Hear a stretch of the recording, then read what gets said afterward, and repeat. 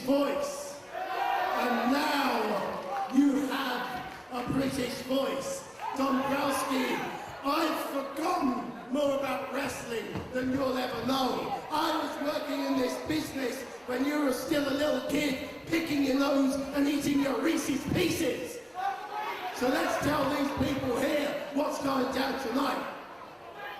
Well, be that as it may, we do have some shocking breaking news concerning the 1PW Tag Team Title Tournament. A few flight miscues we have the unfortunate displeasure of letting you know about, as Homicide and Just Incredible are not in the country right now. They will not be competing at Know Your Enemy. However, officials are scrambling to find suitable replacements. We will bring you more information as it comes, but certainly this brings a whole new dynamic to an already wide-open tag tournament. You know something, Dombrowski? It's a good job to see finally immigration are doing their bloody job. But I'll tell you something, you said it right. This tournament was wide open as it was, but now we've got some gaps in that bracket. Who knows who's going to be partnering Lance Storm?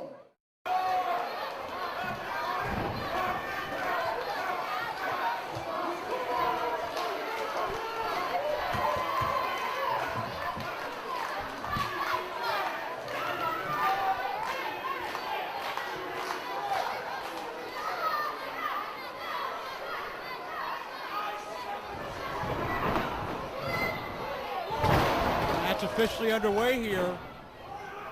Three-way action. Asu, Lynn, and Pac. And Pac wastes no time snapping over Lynn. Joe Dombrowski alongside with the Twisted Genius, Dean A.S. Well, you know, Joe, it looks like from the opening moments that Pac's going to have a tough time today, because it looks like Asu and Stevie Lynn seem to have formed some kind of pact against Pac, so to speak. That's certainly right. And Pac wasting no time with that handspring back elbow in the corner. Asu with a reversal, and Lynn, Enziguri style kick sends Pac bolting into that corner, and clearly Lynn and Asu have heard the hype surrounding Pac.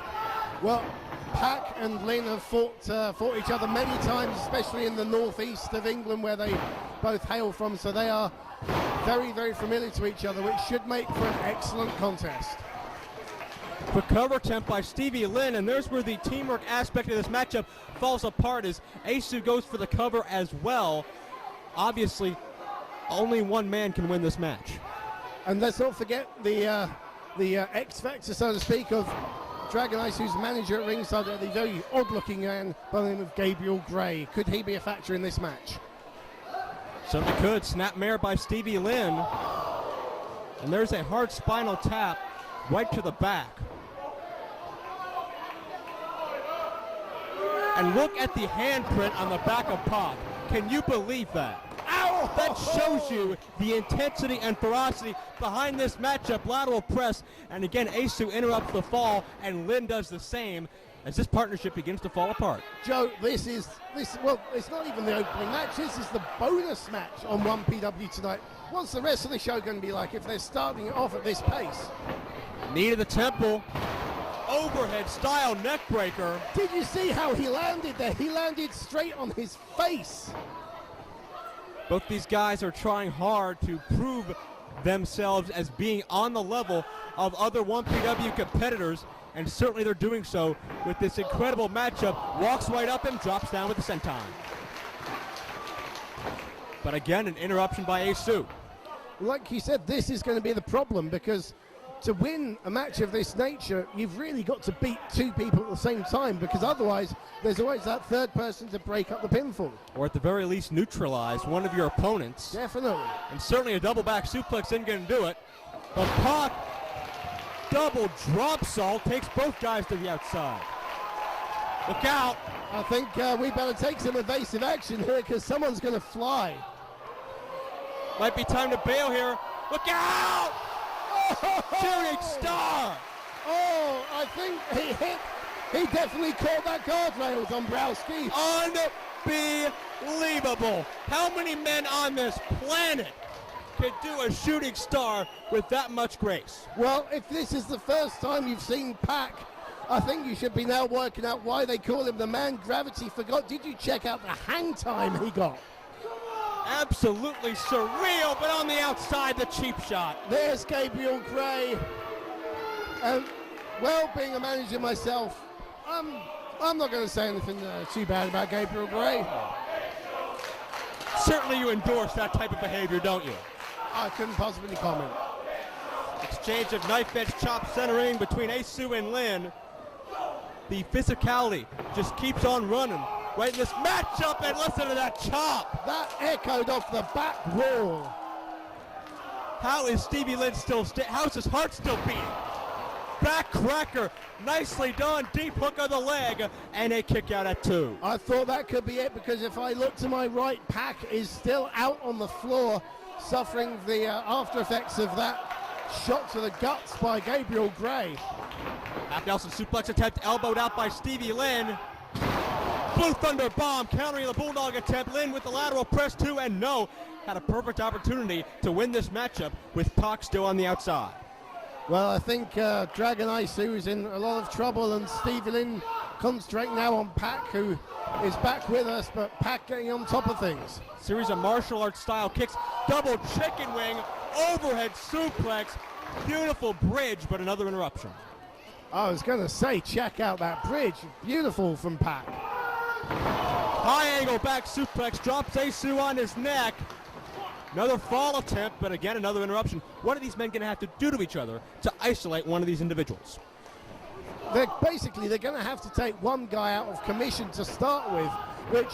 My God, what velocity on that clothesline. Take one out like that. I think that's going to take Pac out of the equation for a few minutes, Joe. There's a case where having gravity forget about you comes up to bite him in the rear end. And Lin and Asu still planning some double team offense. Somehow through this matchup they've remained on relatively the same page. My God, what power. And now they're back fighting each other. I think Pac tried to land on his feet, but the power of that drop just forced him to overcompensate, and he went straight on his face. Suplex. Angel Credenza brainbuster attempt. This is his finisher, but no. Close to that half Nelson suplex, drops him right in the neck. Dragon Isu aware of that. Stevie Lin's finisher is the brainbuster, so the alarm bells ring as soon as you hear that call. Look out. What in the world is that? The 630. 630 cover to Asu. Pac gets the win. Everyone around the world, are you ready for a brand new beat? Because you see, that's what you're going to get, because Roderick Strong and Austin Aries have returned to 1PW with one goal in mind, and that's taking those 1PW championship belts back to the USA. And to do that, first round we got you, Johnny Storm, Jody Fleisch, and we're going to mop the ring with you, and then we're going to do you a big favor. We're going to brush your teeth for you afterwards, you blokes. Tell them how we're going to do it, Roddy. Tonight, Johnny Storm, Jody Fleisch. It's simple. We're going to show everybody why we're the best tag team in the world. That's right. And we're going to break your back. Yeah. Let's get out of here. Oh my God, here we go. One more time. But this one, people, is the big one. This is the 1PW Tag Team World Championship the whole weekend. And who other but the Wonder Kid Johnny Storm and his tag team partner, Jody, where are you? Jody Fleisch. But it doesn't matter that Jody's not here, because Johnny Storm can handle this one on his own. Tonight, people of Britain, I need you.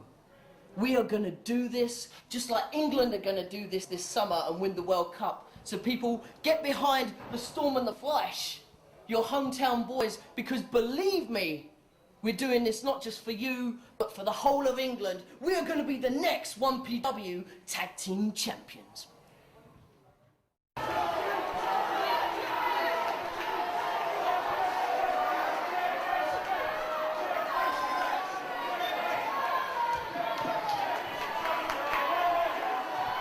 Seconds away from the opening bell here, the first of 4 quarterfinal round matches in our tournament to crown our very first pair of 1PW Tag Team Champions. I get the feeling this is going to be a hard-hitting affair, because Aries and Strong, when they hit you, you know all about it. And there's a couple hits right there. Well, I think that tells us the atmosphere, the environment that this match is going to be held in. No chance for sporting contest. Certainly Aries and Strong are here for respect. They're not here for a mutual admiration society unless it's with each other. They are here for gold. They want to take that gold back to the United States. Meanwhile, Storm and Fleisch certainly would love to represent their home country as inaugural champions.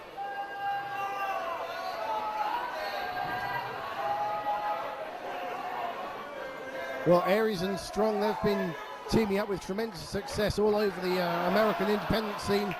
Johnny Storm and Jody Fleisch, their careers have pretty much mirrored each other. They both started at the same time 6 years ago, both trained by Dino Scarlo, and they've fought each other and tagged up with each other literally all over the world. America, Britain, Europe, Japan, so they know each other extremely well. It certainly seems that where you see one, the other is not far behind, rather whether it be in the corner or in the opposite corner.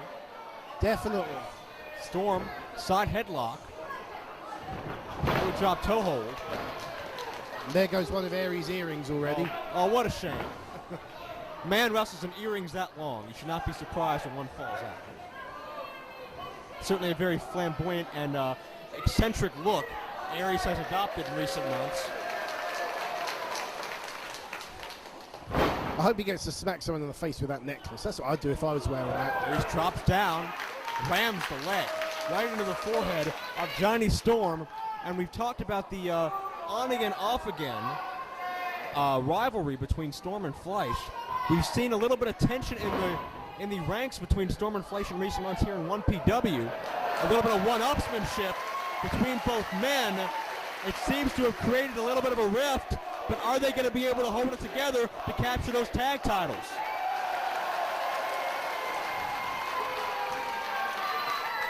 Well, we've already touched on the patriotism, and despite whatever their differences may be, the fact of the matter is they're both British, they're both flying the flag, and they both have common aim. They both want to become one half of the inaugural 1PW World Tag Team Champions. So hopefully, whatever the problems may be, they can iron things out and try and win this tournament, Joe. Certainly right. Is gold thicker than pride? We'll find out here tonight as Storm with a beautiful leg sweep into that hammerlock. Austin Aries quickly back up to the vertical base. Think about the success Aries and Strong have had in TNA together. As soon as they aligned, it seemed like they were on the way to the top.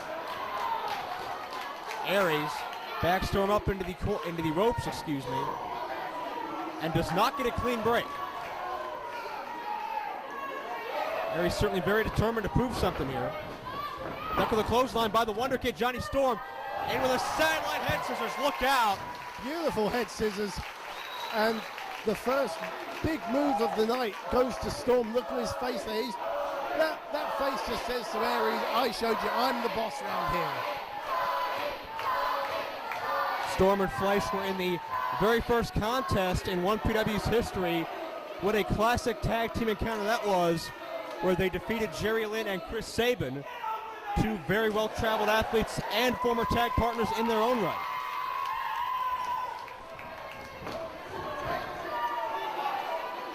And Jody Fleisch wants to settle things down for a second. Well, I think he's trying to get the fans on his side, because so far we've had a pretty much a 50-50 split in the audience.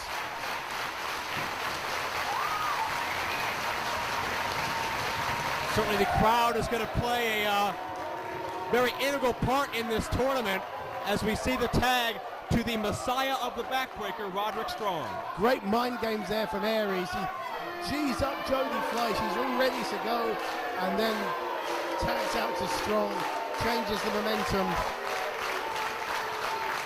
And Roderick Strong, just like all the rest of all three other guys in the ring, again a 6-year pro. He started when he was just 16 years old, wow, which is pretty similar to how a lot of British guys start, very young age. Talk about a young veteran as Fleisch now in control of the wrist.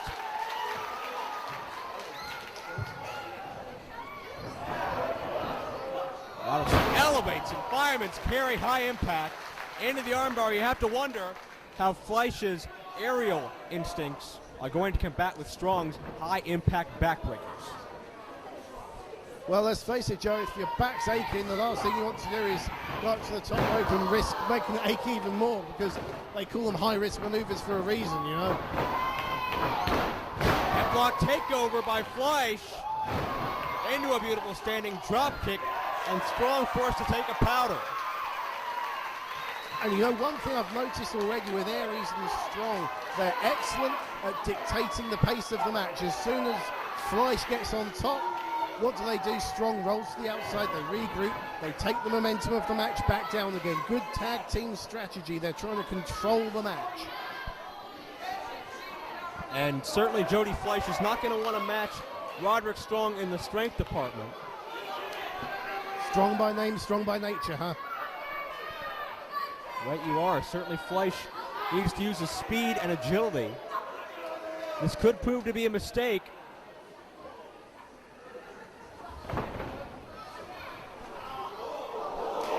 My God.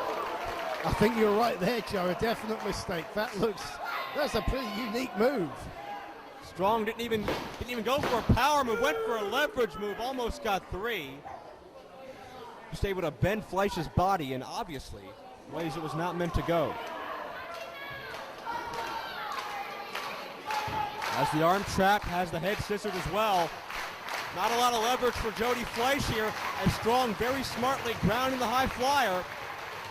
Yeah, he's not going to get a submission out of this, but I don't think that's the point at this stage of the match, having just slowed things down.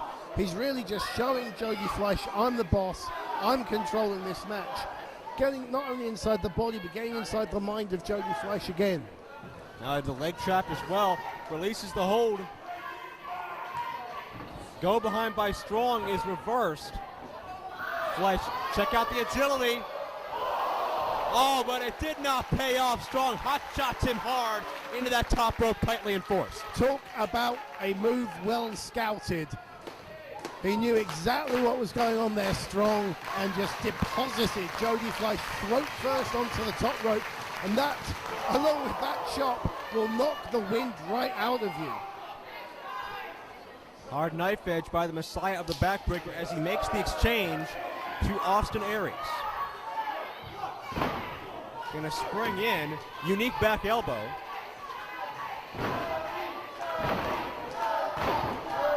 And Aries just begins to pound away on Fleisch again, trying to keep him off his vertical base.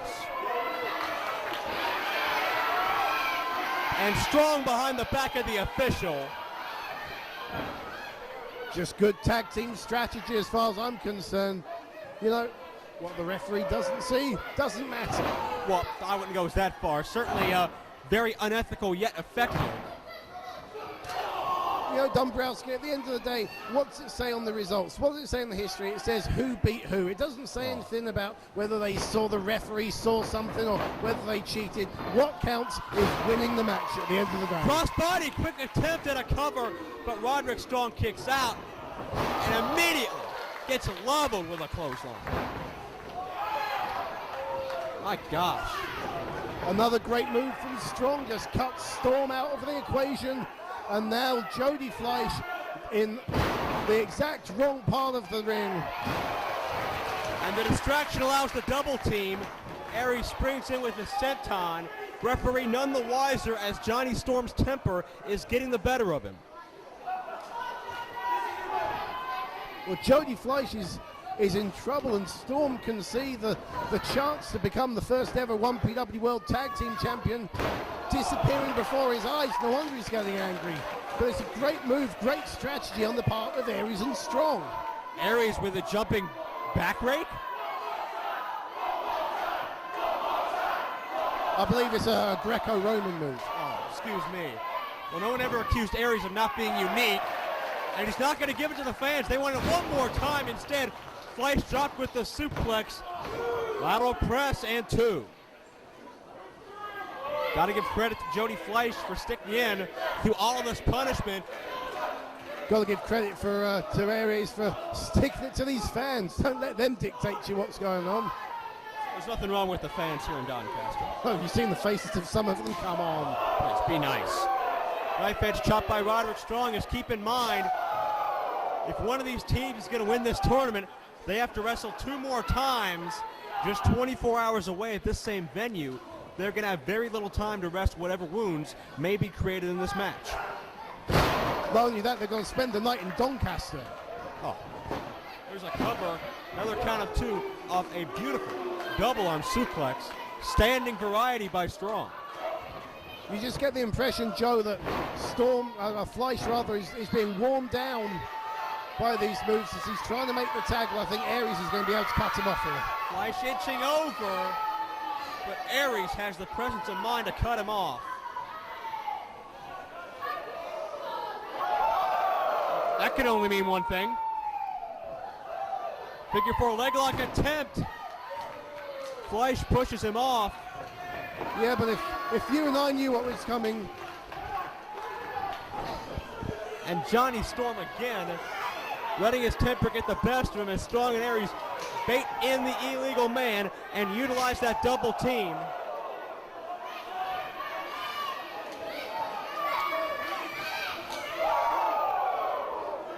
My gosh.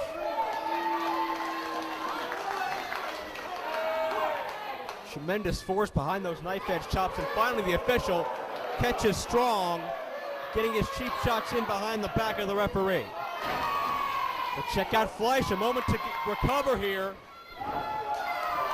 Springboard into a standing moonsault, unbelievable, but Fleisch has no clue where he is. Got to get to his corner here, it's a Guri. Fleisch diving, gets the tag, Storm and Strong are legal. Aries hits the barricade hard. Look out. Great move from Storm. Rapid Hurricane Rana into a Michinoku driver by Storm. As you see, Storm has all that pent-up energy from being on that apron so long. Storm elevates Fleisch off the top into a moonsault. Twice as much impact. Hook of the leg. Aries interrupts with a boot to the temple. Great offense from Storm and Fleisch. Some unique moves. I've never seen any other team do a move like that before. Fleisch sent to the outside, which once again leaves Aries and Strong with the double team advantage. Only this time on the fresher man. Double backbreaker. Knife edge chop into a brain buster. Beautiful tandem offense and 2. 2 3/4, really close. And now it's Storm the one in trouble. They've immediately and very quickly been able to get rid of that initial vigor out of Johnny Storm. Hard shot by Strong as he sees out of the corner of his eye Fleisch returning to the ring, and you can hear the sound of that boot. Strong, look out! Fleisch deposited on the outside. It's Strong and Storm in the ring. Wait, double team here. Counter miscommunication. And Fleisch is in position for the 720. Look out, connects. Fleisch, 720 DDT. They move to the next round. And the Brits advance. What is wrong with you? What? What? What's the matter with you? I'm worried. Worried about what? I mean, it's not. Hey, it's not like we haven't wrestled Tracy Smothers and Chris Hamrick before. Granted, a fight for my life every time. Yeah, but this Beat me to death, snapmare me 52 times. What are you doing? Standing on the ring apron. I know. I want to tag you in. Snapmare. But this time it's different now. I mean, it's my first match back from the surgery. You know, What? I had surgery. See, look. Ooh, put the shirt down. What the hell happened to you? I had a thing with my lung, and they took out part of my lung, and I They got took out part of your lung? When were you going to tell me this? sometime. We have a match. Yeah. Hello? Yeah. You're supposed to be my partner. I am your Half a partner. meanie. Half a meanie is not as much as a whole meanie. I don't know what I'm gonna do, Al. What are you going to do? What am I going to do? They could beat I me. got for my life. It's like Vietnam. They could snap You me. know, Charlie in the bushes, Viet Cong, they're killing me. And now I got half a meanie on the ring apron. And now you're half a meanie and you got to watch out for, God help us. What happens if they hit you with a heart punch? Huh? Well, I'll tell you what. If things get bad, I'm going to hit you with a heart punch. Go get your respirator, your iron lung, something for God's sakes. Get in shape. And I don't mean more round.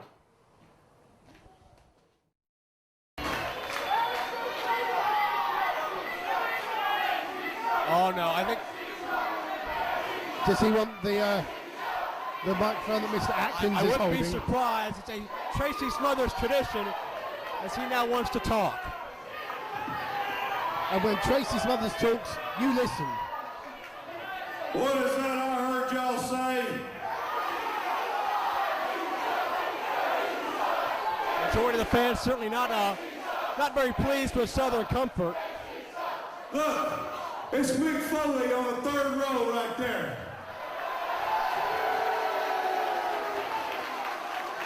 Let's catch Jack me off.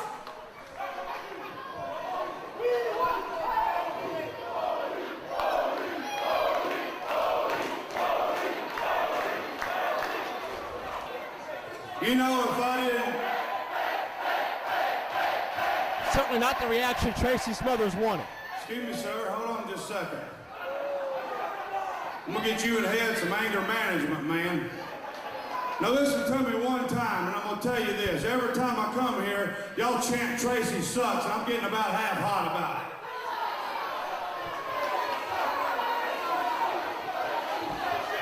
And I'm gonna tell you another thing.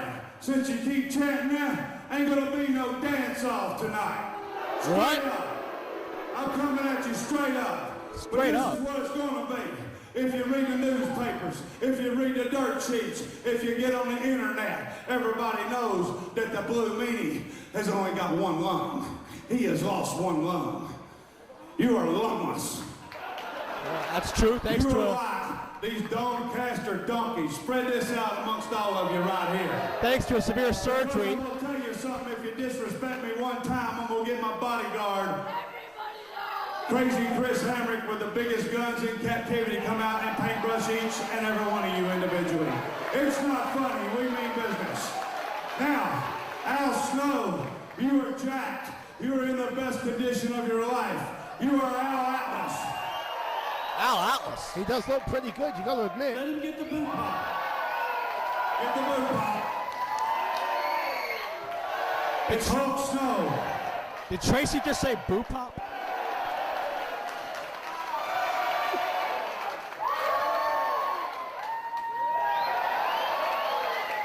Flex the glutes. Okay, you got the boot. What do you got, man? Come with something. Hold on. What you got? Hold on.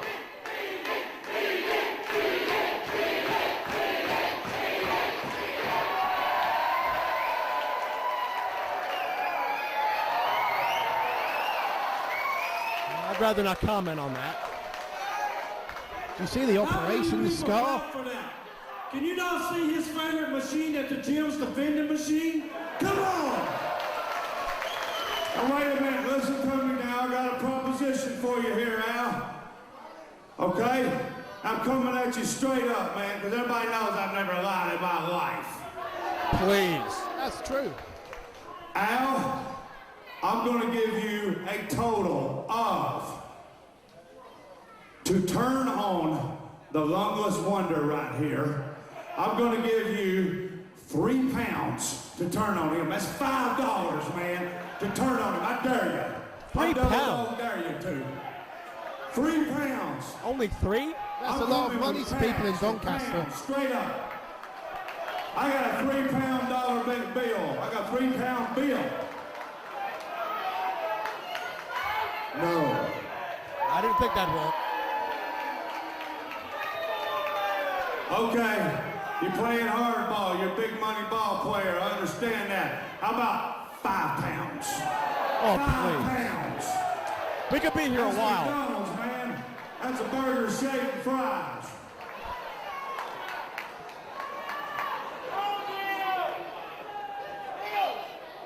No.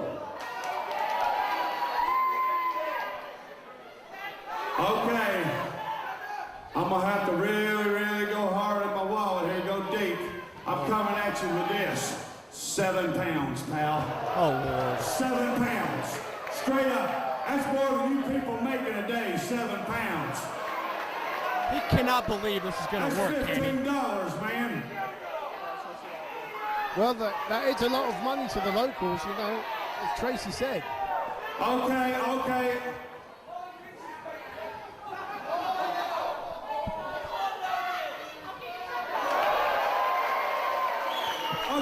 I think we got our answer. Yeah, he wants This is the 11. final offer, man. Because I'm going to tell you, if you don't take this, I'm going to come out of my shirt and the divorce rate's going to go up in Doncaster. Wives will leave husbands. Girlfriends will leave boyfriends. It'll be anarchy. Anarchy. 10 pounds. 10 pounds. And I got it. And I got it right here. Hold this, Chris. Well, there it is, but I think it's going to take more than 10 pounds for Al to sell out a decade-long friendship. A genuine 10-pound note with Her Majesty's head on it. You see that, Dombrowski? That's what a strong currency looks like. I wonder who Tracy conned to get that money.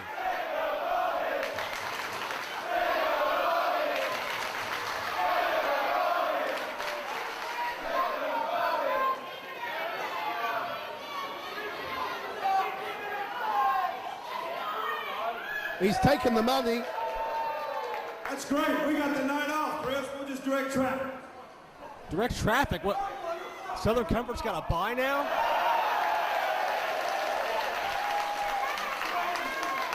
Well, they're going to wrestle each other, I guess. Well, 10 pounds bought Al Snow turning on the Blue Meanie. And I guess if the Job Squad isn't a team anymore, the Southern Comfort team moves to round 2 to face Storm and Fleisch. Shoulder block takedown by Snow. I can't believe we're seeing this. Al Snow and the Blue Meanie. They're still friends, really. I mean, the 10 pounds will go towards the buy the Blue Meanie a new lung appeal. We're starting it here tonight. Wait a second here.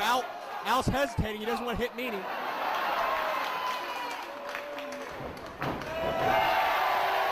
And finally, Southern Comfort gets what they deserve. And this quarterfinal tag title tournament round is underway. I think they've been had. They should have seen that coming. Disqualify him. Give me a break, Chris Hamrick. And Al Snow stepping on the hand of Hamrick.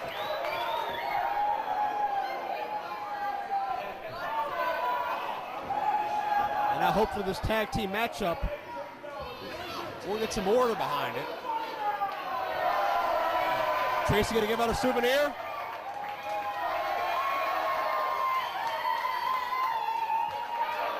Maybe not. These 10 pounds.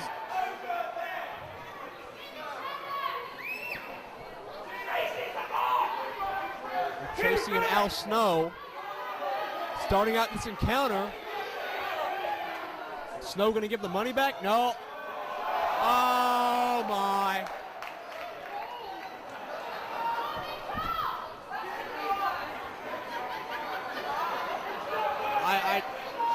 I shudder to think what that bill looks like now.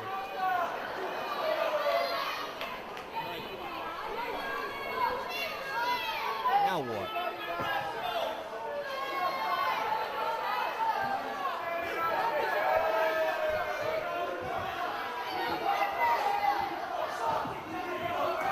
Meanie, let's put the last 5, 7, 8 minutes behind us there. I'm already $18 out right here, man. What do you say? I just want to be your friend, man. I really do. Wrestler's honor.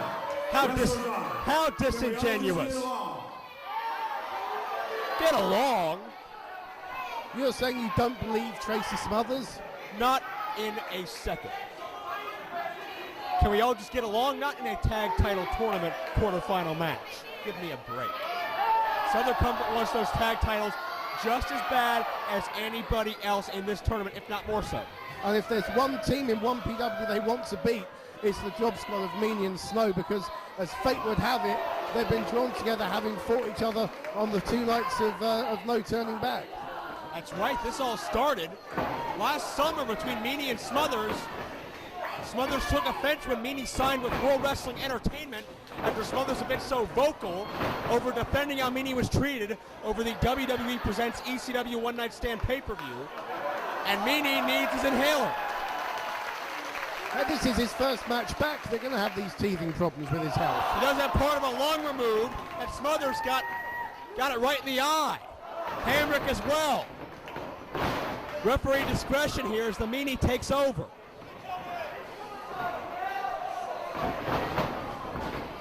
Back elbow by the Meanie. Lateral press. What do you think, Genius? Is this the night we finally settle the Job Squad Southern Comfort saga? I don't know. I don't think so, because let's face it, whoever wins this, the other guys are going to have a beef with them and want revenge. So this could go on for a long time. Certainly right. Tracy tags out to the veteran of nearly 20 years, high-flying Chris Hamrick, a guy who can move like he's still in his early 20s. Truly a remarkable athlete is Chris Hamrick. And now he's going to face off with Al Snow.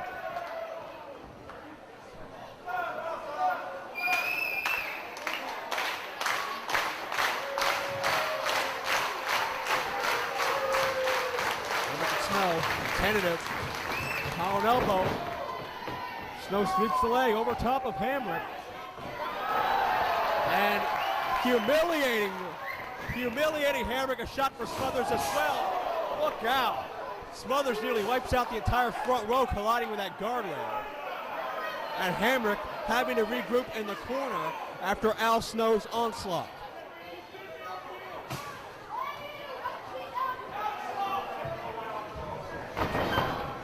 The tie-up. Side headlock takeover. Notice the unbelievable mat skills of Al Snow coming through right now. Snapmare, down goes Hamrick. Second snapmare, down goes Hamrick. Third snapmare, down goes Hamrick. Al Snow definitely in control so far, but doing a kick out. This match has the most experienced wrestlers in 1PW in the ring. I mean, Hamrick, 21-year pro, Smothers, 24-year pro, as is Al Snow. And Hamrick certainly not too happy seeing all those snapmares tagging out to Tracy Smothers. And it looks like the fans, they want to see a dance-off.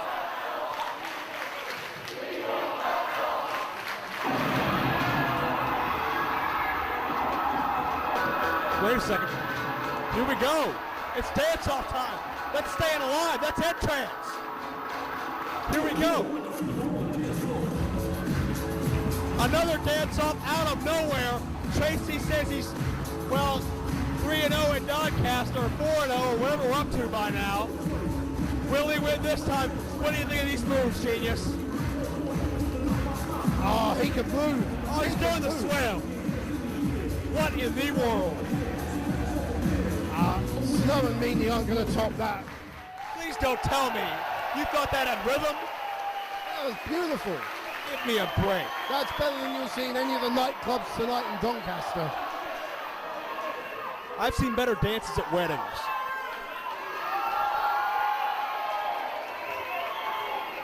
So now it's Al Snow's turn. And Al Snow, to add insult to injury, is going to dance to Tracy Smothers' old entrance music.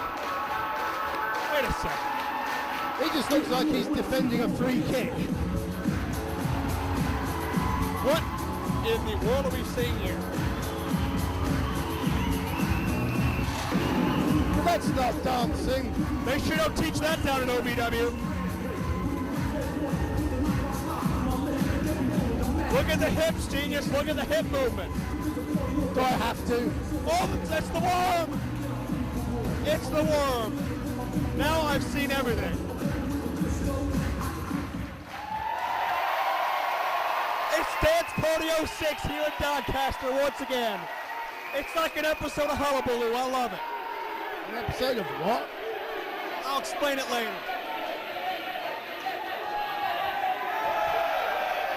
Over here we have Top of the Pops, Dombrowski. looks like the time for fun might be over. Now Hamrick's going to dance to Smothers music. Hamrick, as hard as it is to believe, is not as rhythmically gifted as Tracy Smothers. I never thought I'd say that about anybody in this world. Who is as rhythmically gifted as Tracy Smothers? Well, you don't need rhythm to understand that. That's my kind of dance. Smothers lets the fingers do the talking.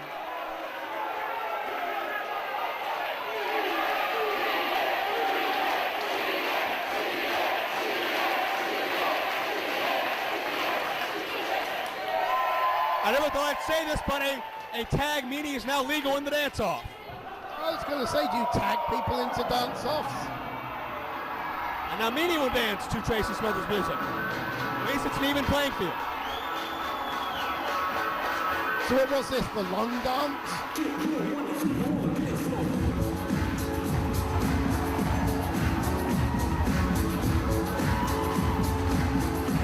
Oh, look at the Meanie.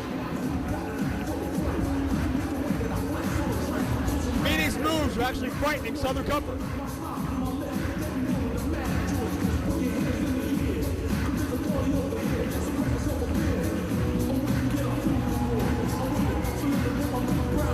Is he in pain or something? I think that was an attempt at the war. Maybe that was the slug. If I pour salt on the blue Meanie, will he disappear?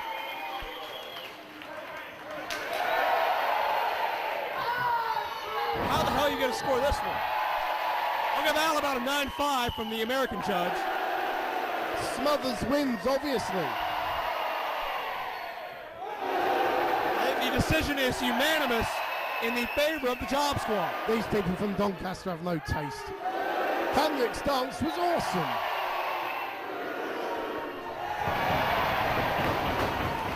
Finally, tempers are flaring in this matchup, once again getting physical.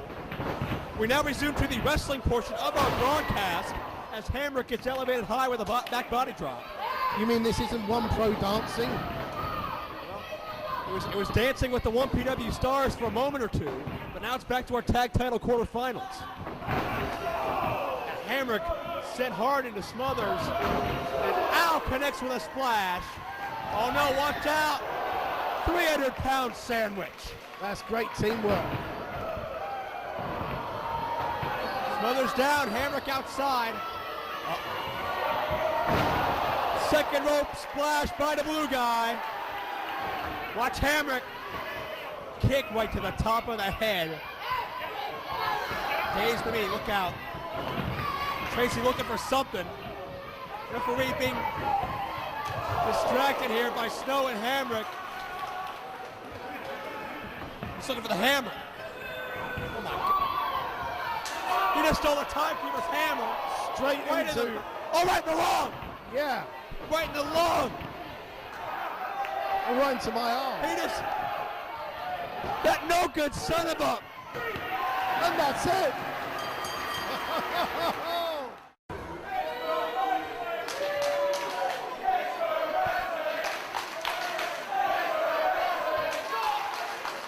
And we're going to hear from Iceman. Right. Just before these idiots start coming at the fact that this lunatic's in the ring, I gotta say my piece. Shut up, you ugly cow!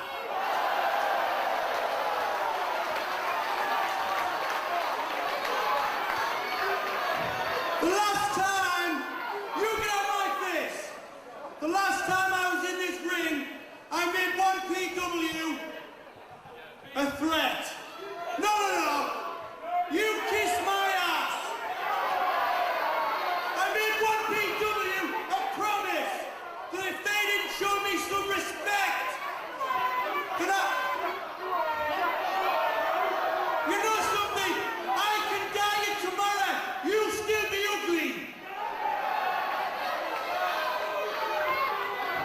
So I go to 1PW and I say, I want competition. I don't want to be treated like a piece of shit.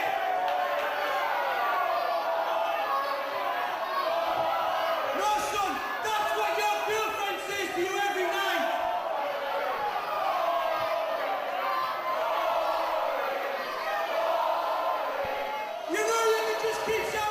I'm backstage here at 1PW's Know Your Enemy weekend. I've searched the internet, I've heard the rumors, I know where he is, somewhere.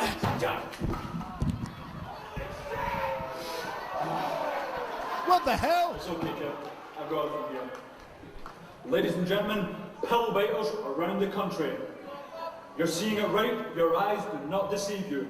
The icon of self-indulgence, otherwise known as the Flawless One, is back in 1PW, and I'm here to stay. What? Now, what's that?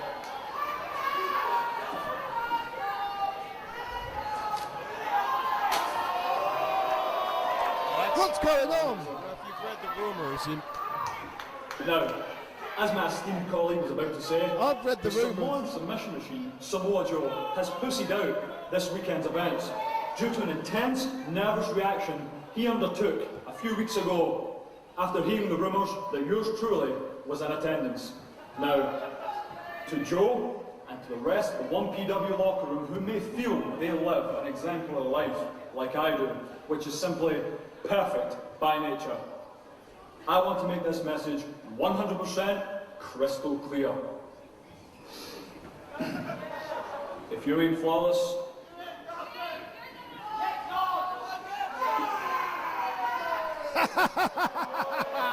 Oh, that's fantastic. That's fantastic, Dombrowski. you all right there?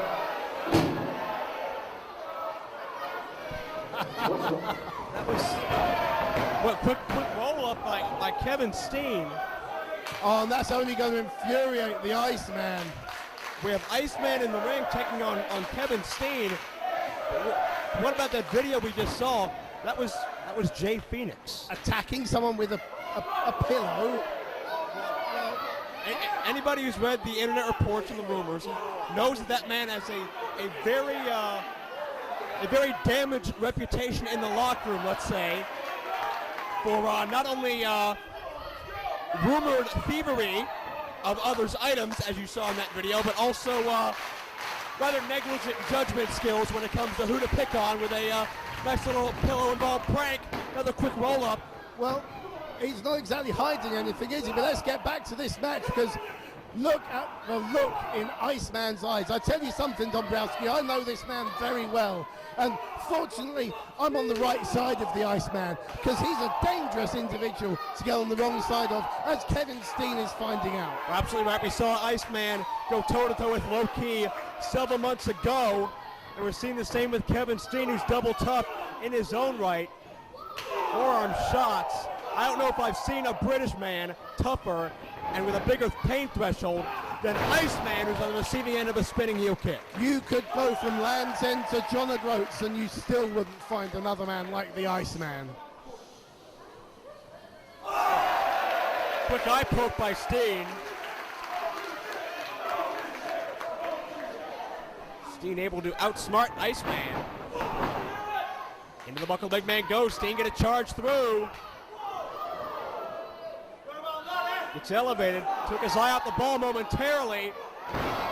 Gave Steen the moments he needed to catch Iceman off his game. Caught Iceman right in the side of the head, and that's enough to make the Iceman just want to take a breather. Of course, as you heard, wait a second, Steen might be setting up for something here. Charging it, look out! Tope con Hilo over the top rope. Two huge bodies collide on the outside. And that's the way to take Iceman out, because if you stand toe-to-toe with this man, you aren't going to win. He's a hardcore brawler. He's got a 70-pound weight advantage over Kevin Steen. And he's spilled blood all over the UK and all over Europe, Joe Dombrowski. Right you are, Steen. In control of Iceman, few men can make that claim. Knife-edge chop, and perhaps not surprisingly, this matchup spilling to the outside. Yeah, I don't think that's a complete surprise with these two.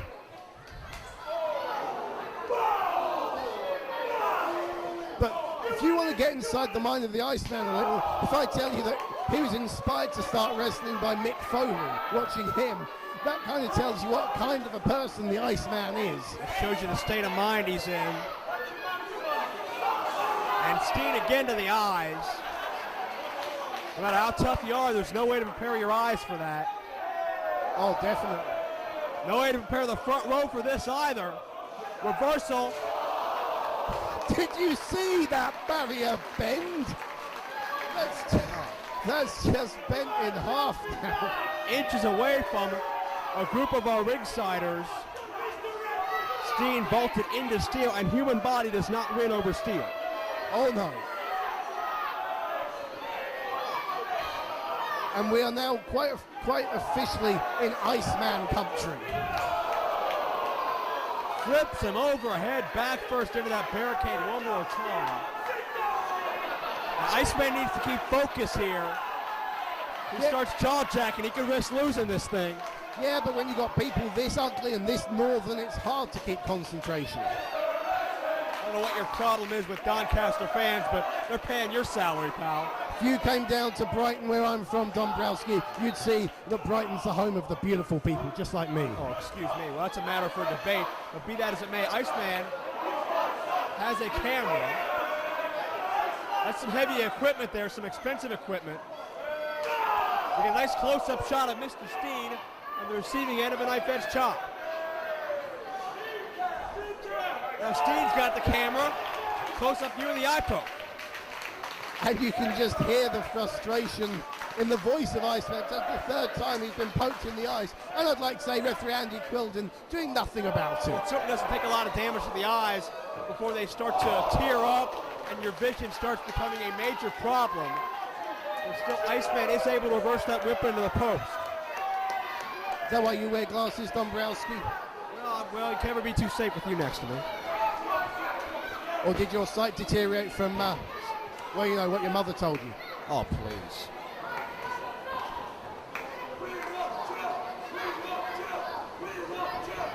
Iceman now sends Steen for the ride. Manhattan drop. Hard left arm clothesline into the senton, yes.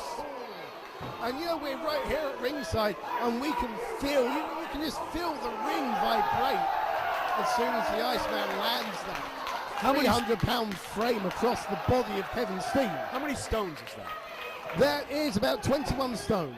Unbelievable. And a count of 2. You saw in that video before this contest, Samoa Joe originally scheduled to be part of this matchup, but how about Jay Phoenix claiming Samoa Joe was too scared to face him, and that's why he didn't come. Joe has a knee injury he's resting up, was not allowed to fly by the doctors back home.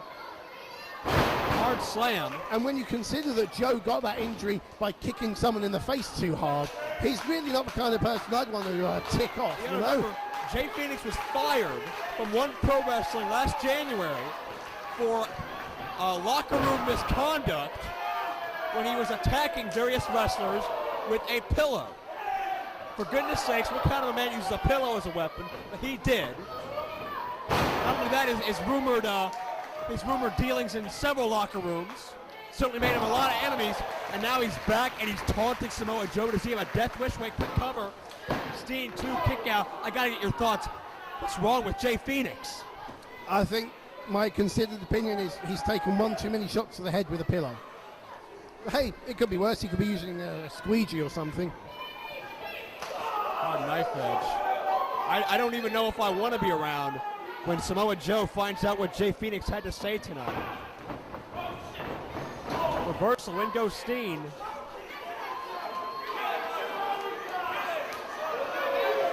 Iceman gonna charge in. Hard clothesline, and Iceman dominating the match right now, certainly sending the message he wanted to OPW management. And again, the whole ring just moves every time Iceman charges in, and Steen really looks in trouble. One time, cannonball! What unbelievable impact in that corner. Cover 2 and no. I'll tell you something, Joe. I was on a show in Blackpool last year. Iceman against Stevie Lynn in the FWA. He did that move on Stevie Lynn and split the back of Lynn's head wide open. He was out for months. That's damage that move can do. I'm not surprised based on the kind of power Iceman has behind him. Continues the power. Iceman certainly looking for a victory here. Looking to transfer that into other success in 1PW. Hoping management finally steps up and takes notice of the opportunities he thinks he deserves. And Iceman gets that left shoulder up. But Steen's managed to slow things down with that DDT. Now trying to get a second win, getting these fans behind him. And Kevin Steen's no mug either. I mean, he's a former PWG heavyweight champion, and he beat none other than AJ Styles, who we'll see later tonight for that belt. So.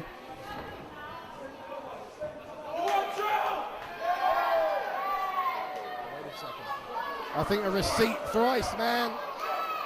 It's time to back up here. Oh, yeah. Look out. Ole kicks in the corner by Kevin Steen.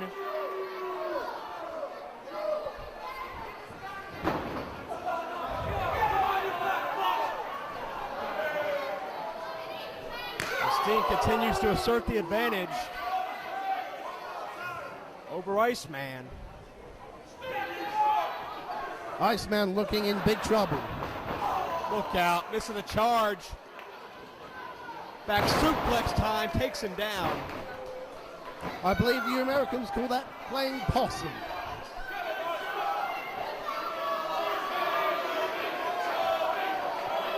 Iceman exiting the ring. This could be very, very dangerous for somebody. Oh, this doesn't look pretty. If he hits this, he'll finish Steen off. May not be pretty, but it might sure be effective enough.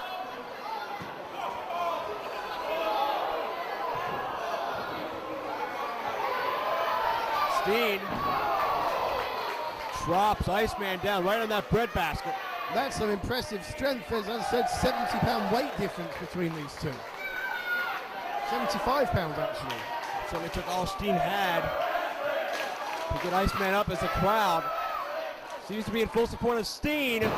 450. Very impressive, but Iceman's weight leveraged to the side. Not even close that time, even though it took a lot out of it. That's the one problem with the 450 splash. You need your opponent quite near the corner, and Iceman, being a big guy, managed to grab that rope. Because I don't think there's any way he was going to kick out of that. The ropes were his only salvation, that one, Joe. So much for Steen to try to get all of his body weight over top of Iceman's. Certainly a big frame to try to keep down, even if it is for just 3 seconds.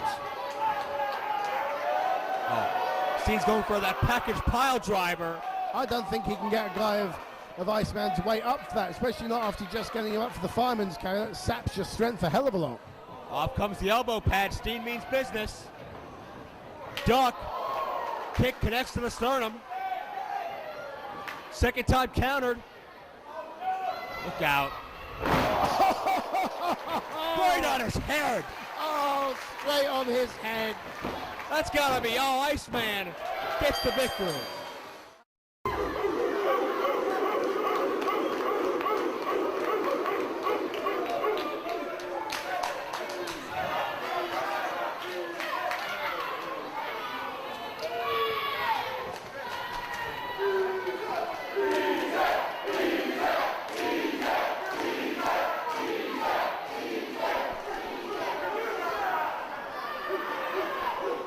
You don't like the dancing of Team Shag. What do you make of those outfits?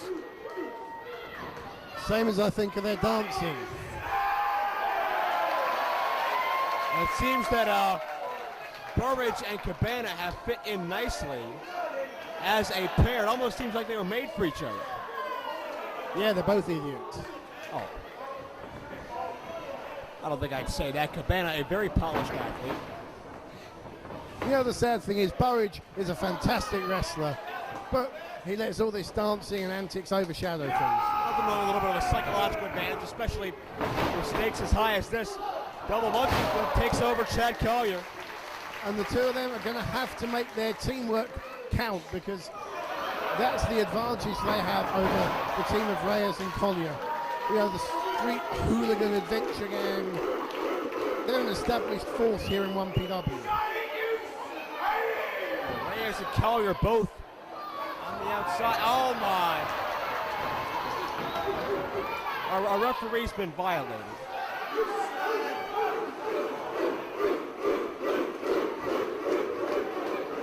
Certainly psychologically, this match is all in the favor of the Street Hooligan Adventure Gang Team Shaq.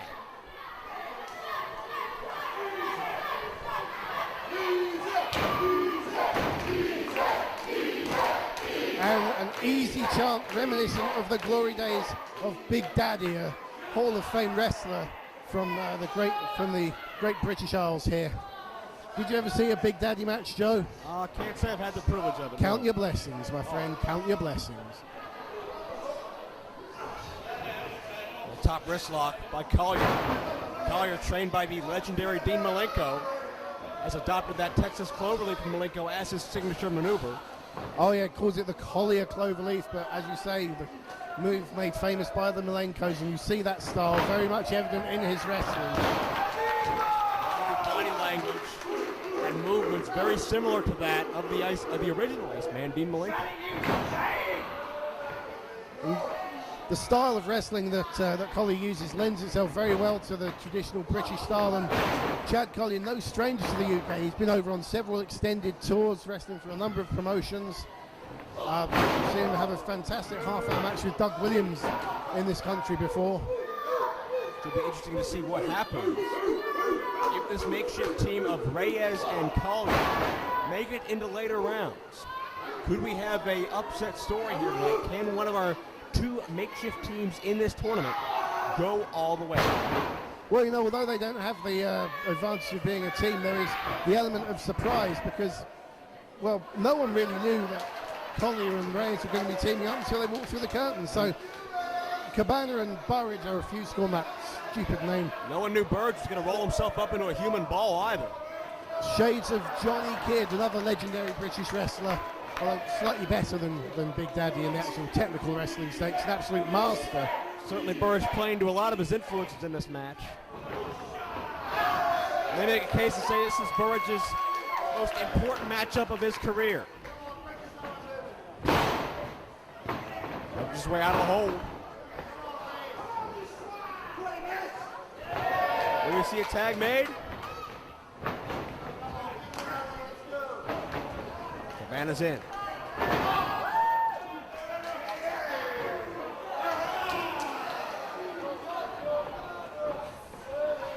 Arm wringer, second time now. Cabana sends Reyes in. Reyes versus.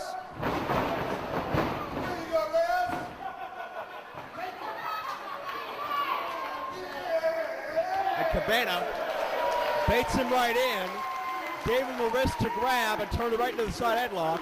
You want to talk about psychological advantage? There you have it. Oh, Cabana gets right in your head. He gets under my skin as well, but let's not talk about that. Double Nurple into the Japanese style arm drag. That was an interesting setup. Is that a legal move? And I'm not talking about the arm drag either. Guess you got a 5 count to break. I'm not well brushed up on the nipple chapter of the wrestling rule book, but I'll look into that later. You get back to me tomorrow, I'll be testing you. Burridge controlling Reyes. Reyes heavily schooled in mixed martial arts, various forms of self-defense. A man who's trained with Antonio Inoki in his day. Yeah, and Negro Casas, the Mexican wrestler. Double elbow. And the other interesting fact is that Reyes is a former Ring of Honor Tag Team Champion, and the team he defeated, CM Punk and Colt Cabana. So definite history between those two. Very, very true. And even recently, even more recent, Cabana's had his share of difficulties with Reyes' Rottweiler teammate Homicide in Ring of Honor as well. Absolutely. Burridge goes for the cover, kick out. Reyes sent in, hip toss into a neckbreaker combo. That's the XR3i, one of his main moves, but Chad Collier had that one scouted at least because he broke the cover. Certainly Collier knows his way around every square inch of that professional wrestling ring.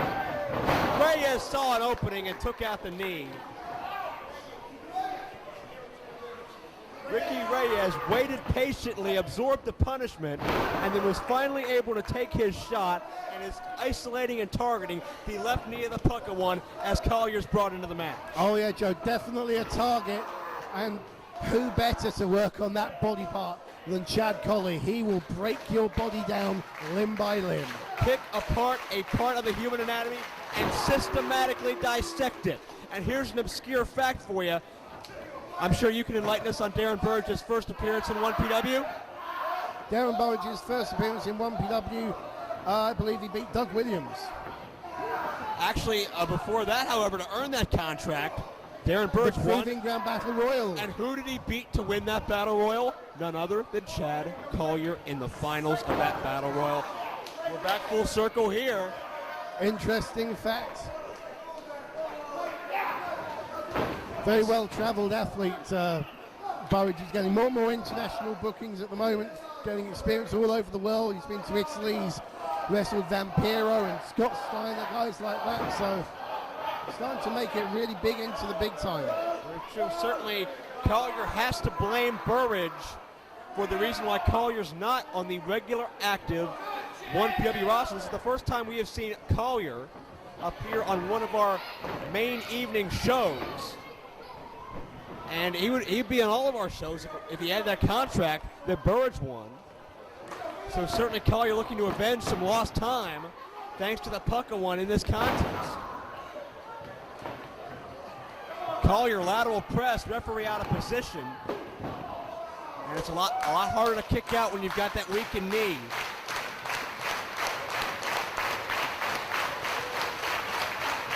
Collier tags in Reyes. Reyes not too popular with the fans here in Doncaster. And not the second level. Certainly anybody who opposes the Street Hooligan Adventure Gang going to be on the negative end of the crowd reaction. Oh yeah, I mean the only person I've seen cheering Ricky Reyes is that redhead girl with the camera, but other than that the rest of this crowd seems to take a dislike to him. Only person other than you, right? Hey, I like Ricky Reyes. Well, there's nothing wrong with Ricky Reyes. He's a fantastic athlete. He's been all over the world over these past 8 years or so. But certainly he doesn't have the fan friendliness of Darren Burridge. But he has two good knees, and that's something Burridge doesn't have either right now. You know something, Joe? Friendliness doesn't pay the bills. Winning matches does. And Collier and Reyes surprising me by their teamwork here because they are really breaking down that knee. I don't know what's on the line right here. And we talked about Collier wanting to get on the full-time active roster. He'd have to be on the active roster if he was a tag team champion. This is Collier's three-step plan to a 1PW contract.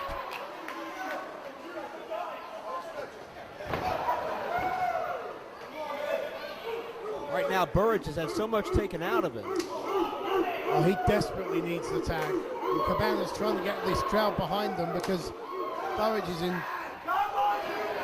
as I say, that second win. My gosh.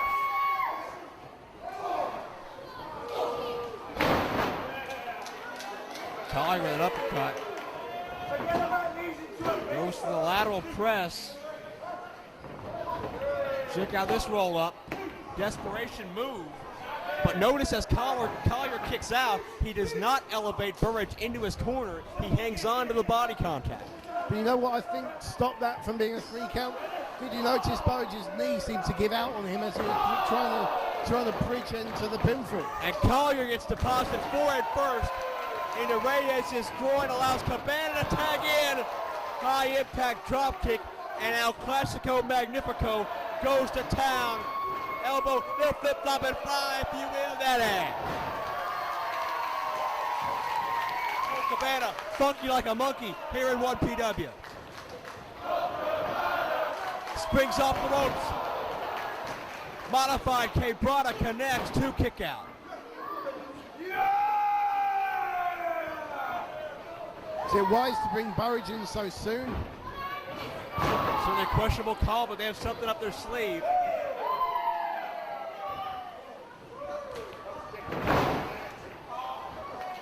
Interesting dance sequence, it'll roll up. Uh-oh. Come on, referee, it's been more than a 5 count. Time to make a wish. We're wishing for a little bit of tag title glory at the end of the weekend.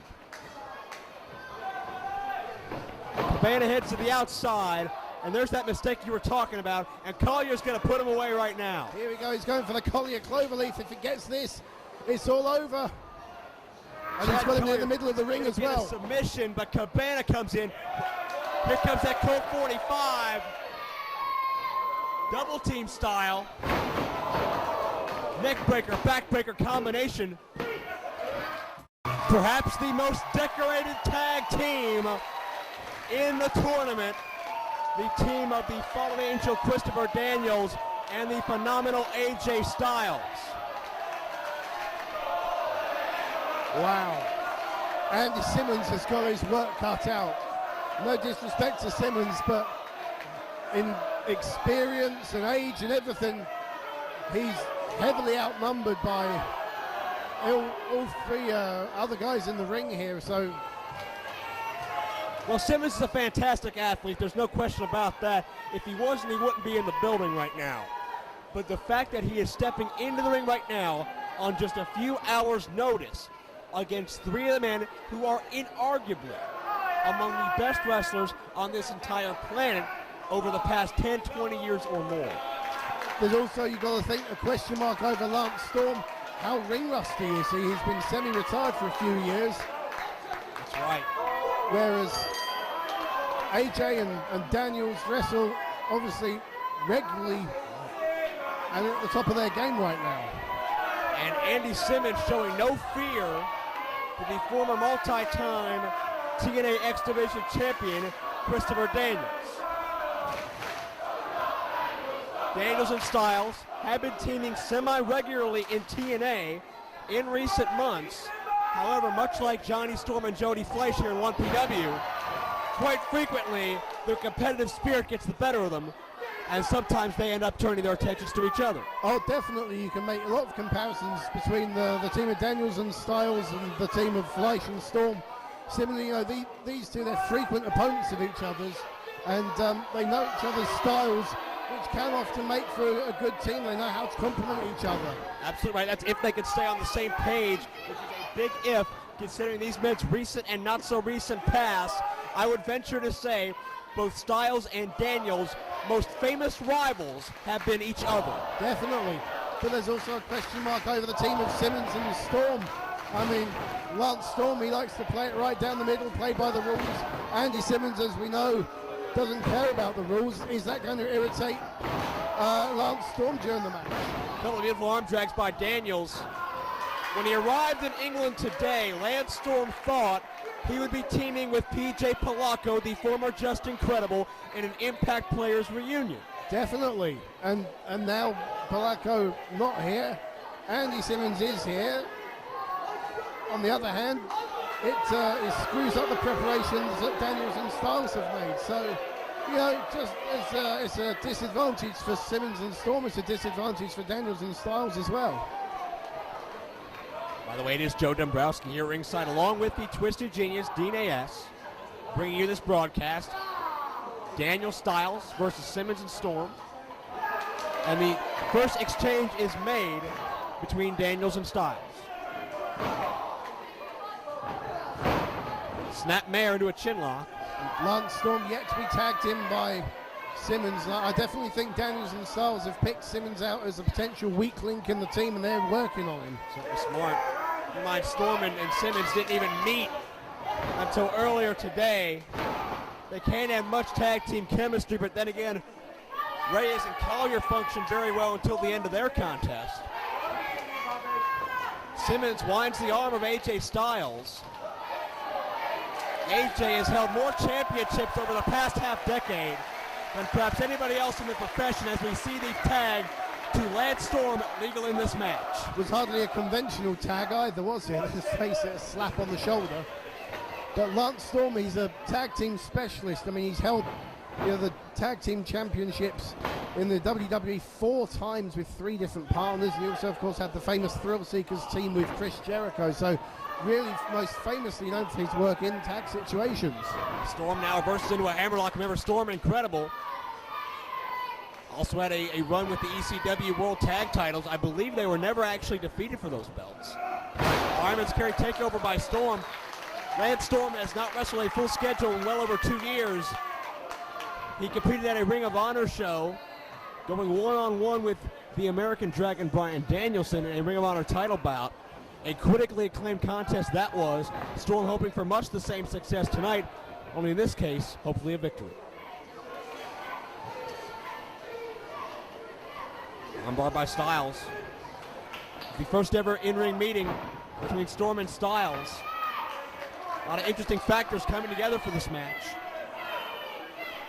And Storm just grinding in on that leg.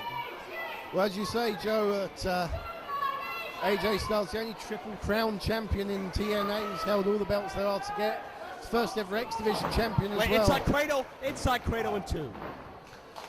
Brilliant, an icon of the new generation of wrestling in the United States and in fact all over the world. I mean, this man's wrestled everywhere, from Great Britain to the USA to Korea.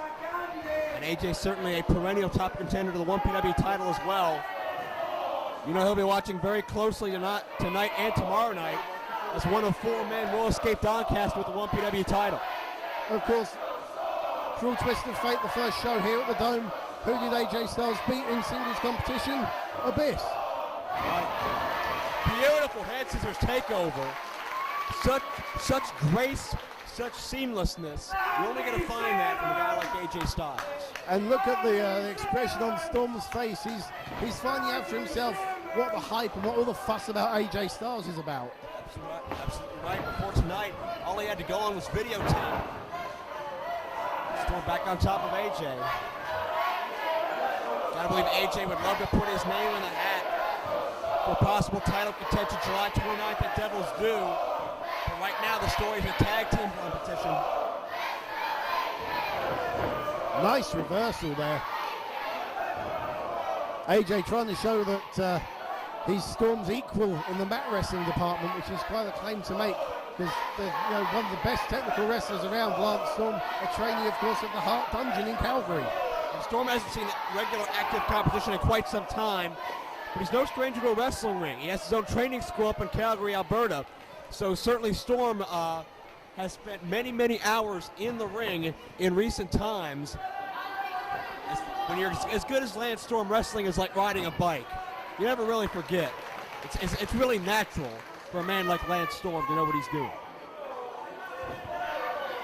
Side headlock, watch the shoulders. Storm shoulders down for a moment. It is a legal pinning combination. Should the referee had chosen to count, and Storm catches AJ off the rope for the clothesline. Yes, as long as you got those shoulders down, doesn't really matter how, does it? Storm. Delayed vertical suplex.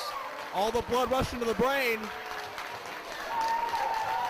How long is he holding him up there for, Joe?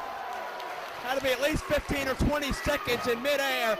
AJ gets dropped, 2 count. And that's really going to knock the wind out of Styles. And you can see the pained expression on Styles' face. Able to block, however, sent Storm into the turnbuckle. And you think AJ needs to make a tag fairly soon. Couple of back elbows. Storm charging in. Look out, this is the sequence. AJ baited him in with a standing drop kick. Right on the button. Over, down, and connecting for 2. That's the disadvantage Storm has over not being in the ring fairly often with Styles. Could not see that drop kick coming. Double hip toss now, catches him. Over and down, Daniels drives down with him for extra force. Beautiful move. Daniels to the cover, but it took Styles an extra second to get outside the ring, and that could have cost them this matchup. A whip, a duck of the elbow. High leg lariat by the Fallen Angel. That lateral press. What about what Styles and Daniels have said about this tag team tournament? They really don't seem too interested in defending the honor of 1PW. They've made it clear if they win those belts are going with them on the first flight to Orlando on Sunday morning. Styles and Daniels want to show off their international success to all their peers in TNA. certainly there's a few teams here that take exception to that as Simmons cover off the neckbreaker for 2. I think Simmons would be one of them. Fleisch and Storm as well, you know, the British pairing. Well, certainly Team Shag can be put in that category as well. Definitely. Darren Burridge, of course, a UK native, and Cabana, a proud member of the 1PW roster, as we see more great double team action by Styles, and Daniels gets a near fall. And of course, Cabana loves Great Britain, and Great Britain loves Cabana. Everyone except you. Great height on that knee drop by Styles. The exception proves the rule, I guess. Cover 2, kick out. And once again, Styles and Daniels are isolating Andy Simmons from his corner. And as soon as they get Simmons in, they're rolling out more high-impact maneuvers. Daniels brings up the knee. Just like that. Leg sweep low, clothesline high. Complete effect on Simmons, but only gets the count of 2. Simmons backed into the corner. Shot for the ride, Fallen Angel up and over. Stuck to the clothesline, but he forgot about Lance Storm. Nice teamwork. And Storm pleading his case. He says he was on the apron.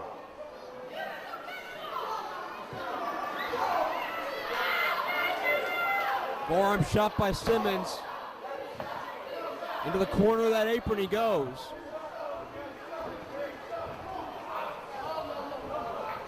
Simmons now tags in Storm. Storm buries the toe of that foot into the back of the knee of Daniels. Storm and Daniels have met in the ring before, but it was many, many moons ago. Daniels so much better since then. Storm still as great as he always was. And Storm connects with a leg lariat, also a staple of Daniels' offense, but only gets 2. And now Storm trying to slow Daniels down with that chin lock. Just lean his weight into Daniels' neck, cut off the air supply, and generally just get things down to the pace that he wants to show that he, Lance Storm, is in control of this matchup. AJ Styles looking for a tag.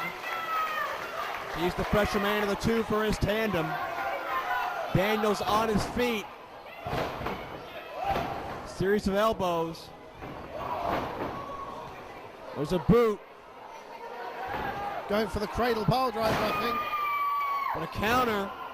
But Storm, much like Collier earlier, holding on to the body, not letting Daniels escape and get the tag.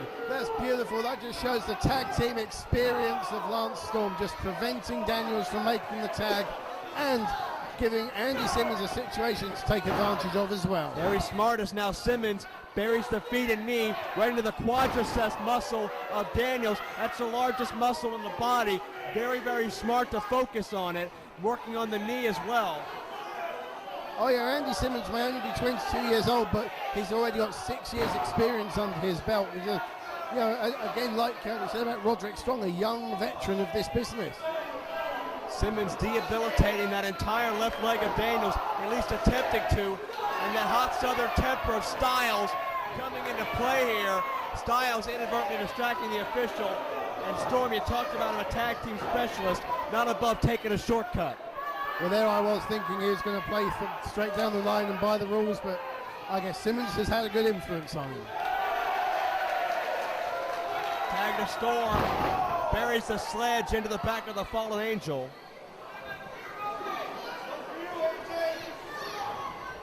Storm starting to talk a little trash here.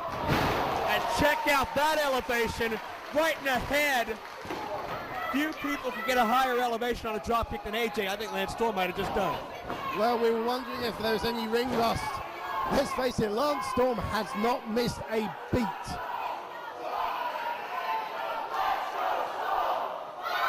going to get more aggressive as this matchup progresses. Daniels fighting through, but notice Storm putting his body between Daniels' body and AJ in the corner. Great tag team strategy again, Joe. Lance Storm is wrestling a perfect tag team contest thus far. Definitely. All he is missing is the cohesion and the years of experience that went with Justin Credible. Can he compensate to move to the semifinals? You could feel that shot right above us. Storm gets the boot up, counters the charging Daniels, who connects with a flatliner. And now it's a race against each other. Who can get to the tag rope first? Who can get to their corner and bring the fresher man in? Storm is not going for the tag. He's going to pick Daniels' ankle, which does not work. AJ tagged. AJ is fresh. Storm down. Simmons down. One more time. Spin kick connects. AJ exploding, but Lance Storm right there to meet him head on. In the buckle, wait a second, AJ sets up the Phenomenon, springs off into the inverted DDT, the Phenomenon connects. Counter, 2, no. I thought that was it, Joe. I really did think that was it. It's another signature move Lance Storm does not have the luxury of experiencing in the past. And notice how AJ baits Storm in, lets him drop to his feet to connect with a neck breaker, but Andy Simmons comes in to interrupt. Oh, Simmons saw the danger immediately and covered things for his team. It's Styles and Simmons battling in the corner. Lance Storm is the legal man in this contest for his team. Connects with a jawbreaker. Oh, beautiful. Hard kick to the jaw, 3, no. Hard kick to the jaw. He nearly took his head off straight. Perfect precision kick.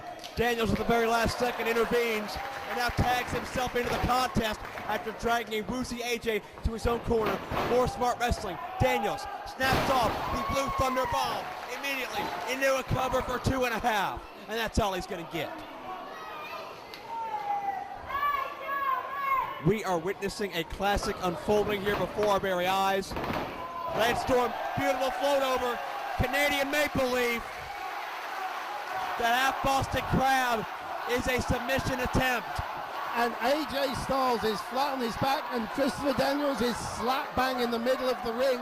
This doesn't look good for the team of Styles and Daniels at all. That quadricep was damaged, the knee was damaged, but Daniels is able to crawl to the ropes.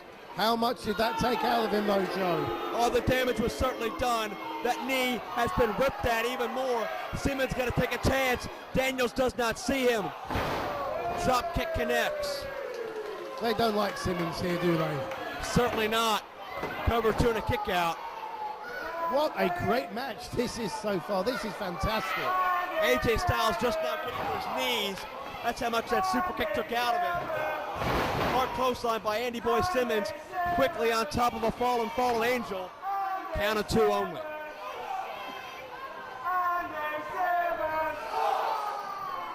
And Simmons may be looking to finish off Daniels, but you never turn your back on the fallen angel. Simmons presses the advantage. Charging in, Daniels catches him. Drops him hard on the head. Death Valley driver. But Storm interrupts. And now AJ back in with a second burst of adrenaline. Pele! He hits that Pele kick, as always, out of nowhere. And Storm falls to the outside in trouble, and AJ's going to fly. Check it out, Pescado to the outside. AJ collides with Storm. Spreads his body weight for maximum impact. But in the ring, Simmons looks ready. But Daniels from behind. O'Connor roll. Hangs on. Look out. Standing Uranagi. AJ. Oh! Frog splash into the double spring. BME. Best moonsault ever. Daniels gets the pin. See Christian proudly displaying that title. With over 100 years of lineage. You've heard it talked about many times. You can date it back to 1905 with Dutch and Hackenschmidt.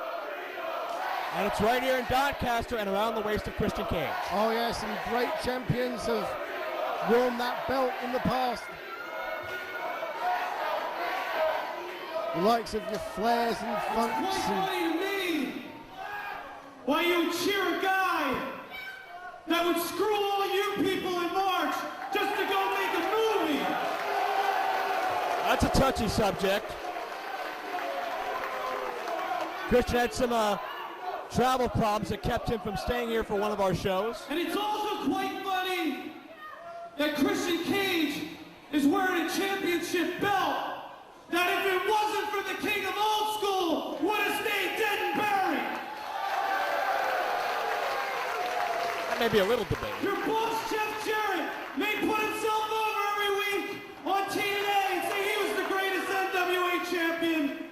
But let's face it, Christian, if Steve Corino didn't hold the NWA title, it would have been dead, and you would have been looking for a job after Vince fired your ass. Well, don't hold any punches, Corino. Well, Christian was not fired. He left amicably, by the way. I'm sure Christian's going to have a response for that. King of old school, let me borrow a phrase from one of my very good friends. Would you please? Yeah, you know,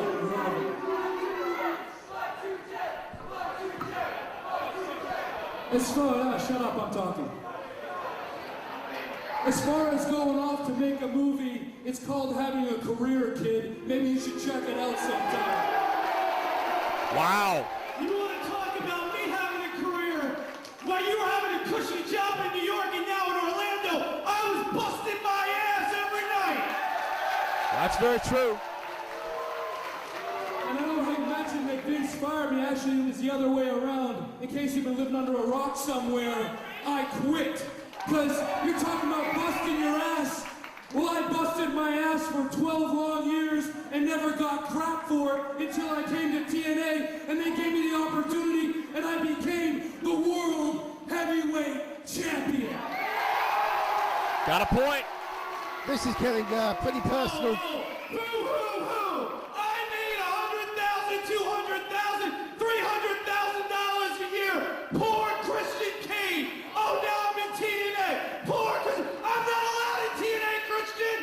They don't want me. You know why? Because you suck, that's why. Very personal. Very It's quickly. like this. It's never been about the money for me. It's about entertaining my peeps. And you want to no, I'm talking, man. I got the floor. You want to talk about where I went, how I took off? Let me tell you something. I would never leave my Euro peeps because right here in England, they've shown me the most support than any other country anywhere in the world, and that's a fact. You want to talk about taking some time off? Well, where the hell were you last tour, huh? Where were you? Were you off in Japan? Were you milking that wonky knee we all know that you have? Hey, man, it's a tough life being a wrestler. We all got injuries. In fact, I got a hangnail on my finger right now. Oh, you don't look like you don't believe me. You don't believe me? Check it out. Ouch.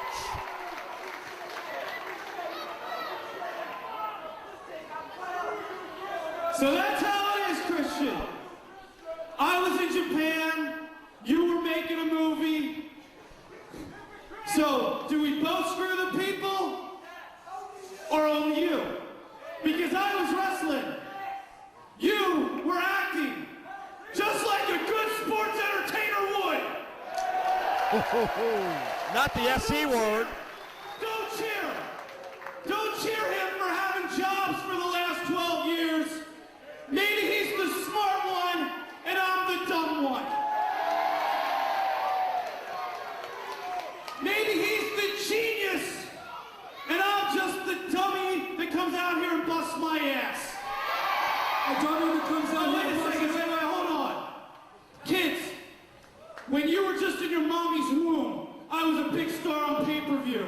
Just because I'm not on TV like him, don't sit there and make it look like I ain't anybody.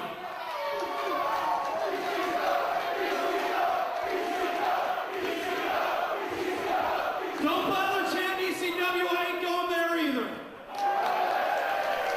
So Christian, I've waited a long time. I want to finish off strong, brother. I want to finish off strong. See, you're talking about that you think I screwed the people, but at least I made an attempt to show up. Where the hell were you? I still made the first day of the show, even though it was damn near impossible for me to get out of here. I still did it because I wanted to show my face. I wanted to show the peeps that I still care. You didn't even show up, asshole. You know what? I'm gonna sum it up about best like this. A few years back, there was a little plague, a little disease that was sweeping through England. A little disease called foot and mouth disease. Well, fast forward to today, Christian Cage brought a little disease with him, a little disease called foot in ass disease. And it looks like you're about to come down with the first case because of that!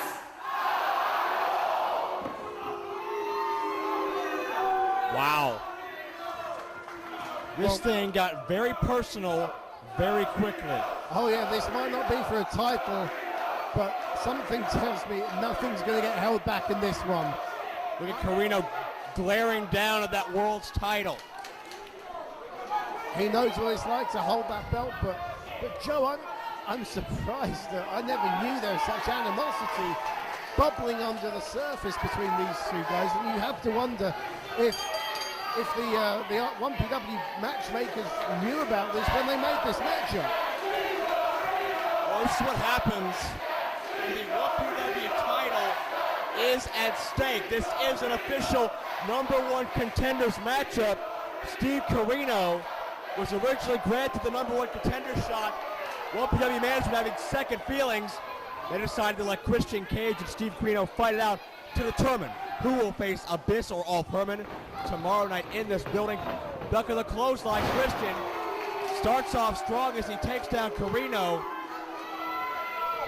And, you know, one thing I noticed, Corino's knee is quite heavily wrapped up in a brace. You can't see it too well because he's got black knee pads and a black brace, but Corino's got a history of knee problems anyway.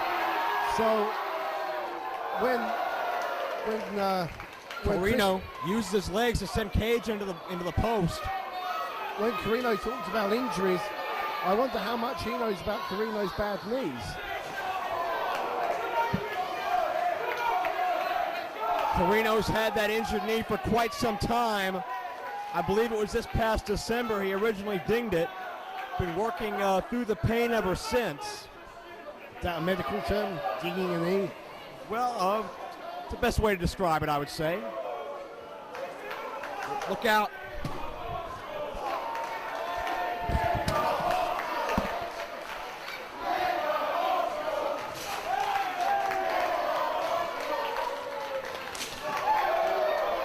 My God.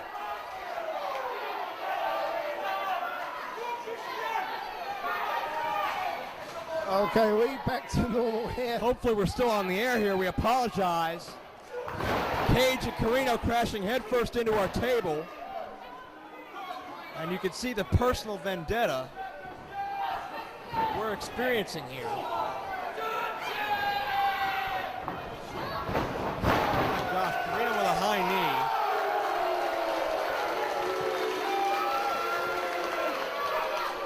Talking about both these men had championship opportunities on their door this past March. Corino had contractual obligations in Japan. Christian Cage had contractual obligations with a movie studio in Toronto. Both were forced to pull out of their scheduled attempt at the title. Of course, Corino was in that title tournament. Cage was guaranteed the first title shot. Only natural these two be the top contenders and know your enemy.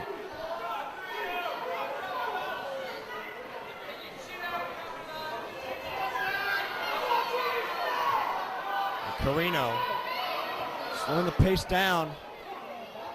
Match started very, very heated. Obviously a lot of personal pride, perhaps a little bit of jealousy as well.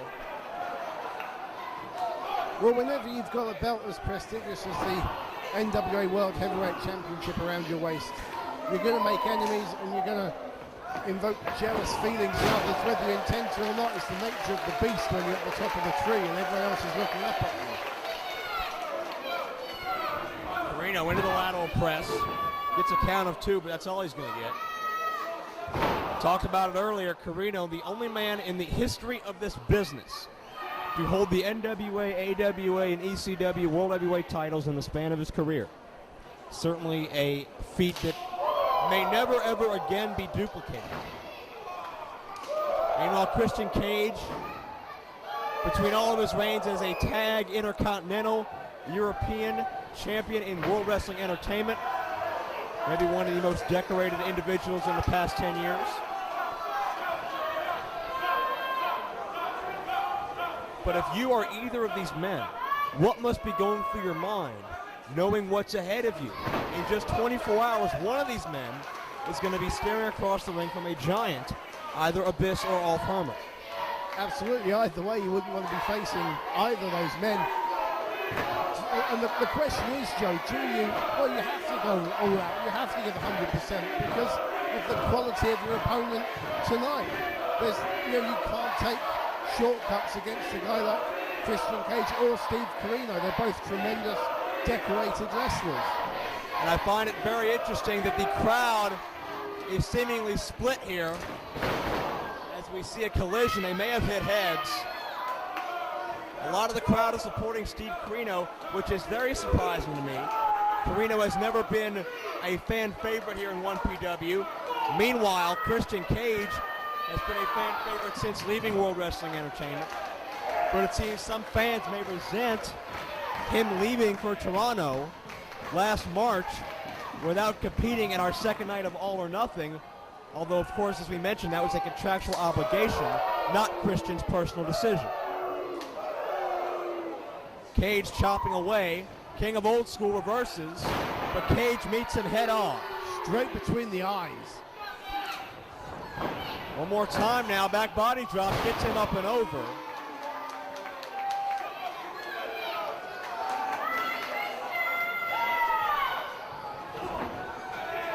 Corino buries the knee. Christian counters. Bottoms under, 2. That inverted DDT drops him down.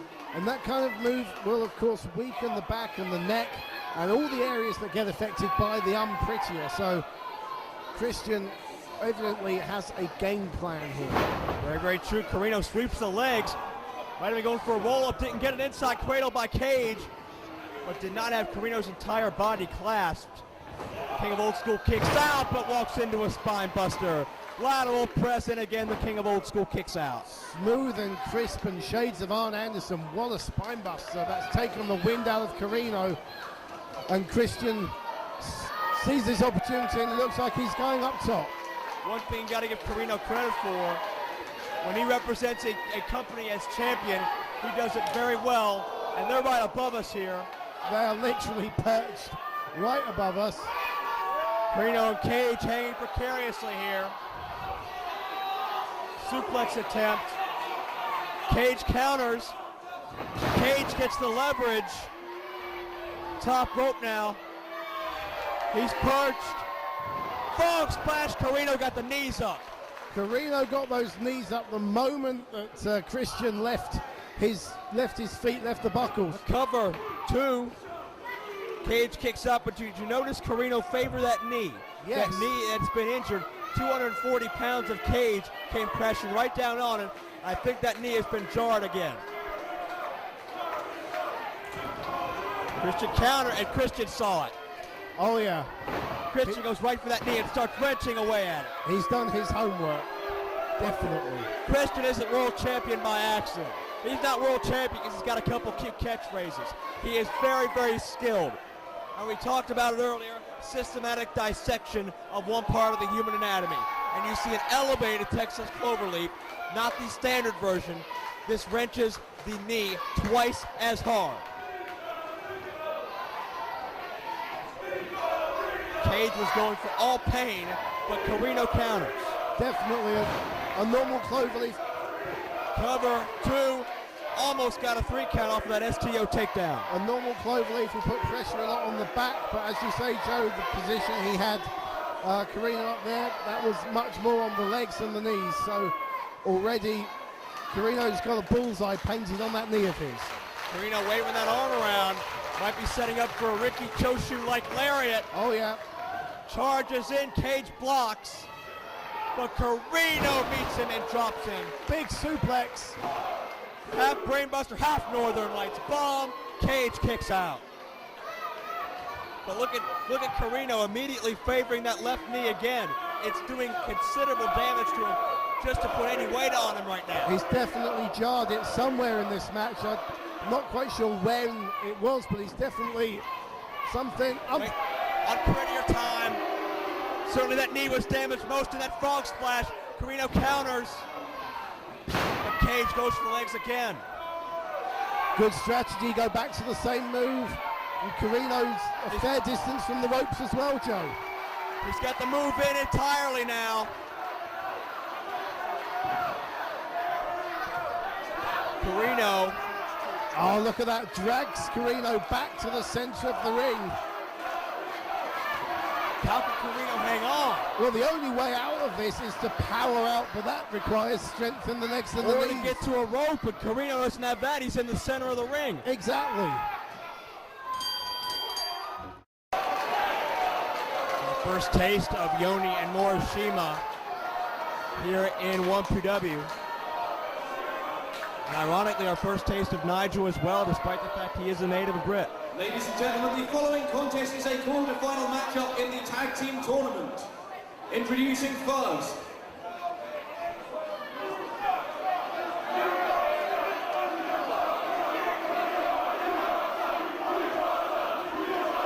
There's an edit for you. ladies and gentlemen, the following contest is for the GHC Tag Team Championship. Introducing first, to my right, the challengers. They are the team first from Reading, Berkshire. He stands 6 foot and weighs 235 pounds. The anarchist, Doug Williams.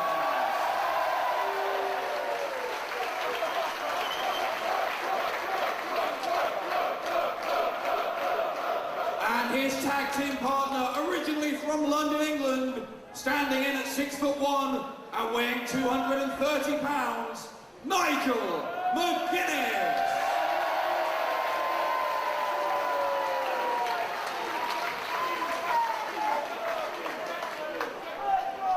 And their opponents, to my left, from Nagoya, Japan, standing 6'1", weighing 221 pounds, Mohamed Yone.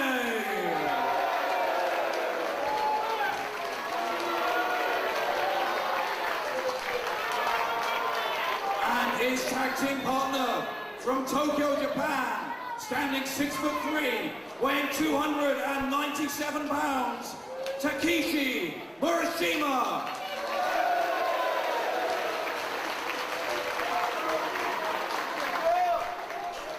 And of course, Nigel McGuinness came down to the ring with the Ring of Honor Pure Championship, which he is the current reigning champion in that division. So lots of gold between them. Doug Williams, of course, the former British heavyweight champion, a former Universal British heavyweight champion across all the promotions in the UK, and he's held these belts on the previous occasion with his partner Scorpio. So a lot of history in the GHC tag division for Williams.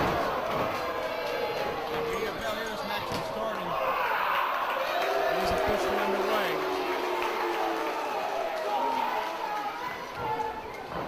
Doug and Nigel. Yoni and Morishima here. We talked about the GHC, the Global Honored Crown from Pro Wrestling Noah. One of, perhaps arguably, the most prestigious set of tag titles in Japan today. Definitely. And the great thing about those championships, they will defend them anywhere. This isn't the first time that the GHC World Tag titles have been defended in England. In fact, Doug Williams and Scorpio lost them just a few miles up the road in Morecambe. So, a definite world title, just like the NWA World Championship. And certainly neither of these men in the ring right now, Williams or McGuinness, are strangers to competing in Japan or adapting to the Japanese style. These are two tacticians who can adapt to just about any situation you can throw at them. Well, the great thing with Doug Williams, I mean, I've known Doug Williams literally from the day one of his wrestling career, because we started on the same show together. And he has been able to blend the American, the British, and the Japanese style into one big melting pot of wrestling style that is pretty unique to Doug Williams. Nigel an elbow, Morishima and Nigel, referee requesting a break. Morishima does not give him one. Nigel McGuinness, on the other hand, although British, he did actually go over to America to be trained by Les Thatcher and the Heartland Wrestling Association. So but he, although American trained, certainly sticks to English roots and that traditional English style of wrestling. What do you make of the physique of Takeshi Morishima? The rather stocky build of him. Definitely a very stocky build. He reminds me in many ways, not just his build, but the way he carries himself, the way he wrestles, of the late great Terry Bam Bam Gordy. And don't be fooled by the look of Morishima. When he hits you, you know you've been hit, and he is a fantastic athlete. You don't become the GHC World Tag Champions for nothing, and Morishima is thought of as one of pro wrestling known's brightest young heavyweight hopes. He recently took Mitsuharu Misawa the limit before narrowly losing to him, so definitely one for the future. As both men reach to their feet for a stand-up, I'll mention another very similar name from the past that Morishima certainly reminds me of.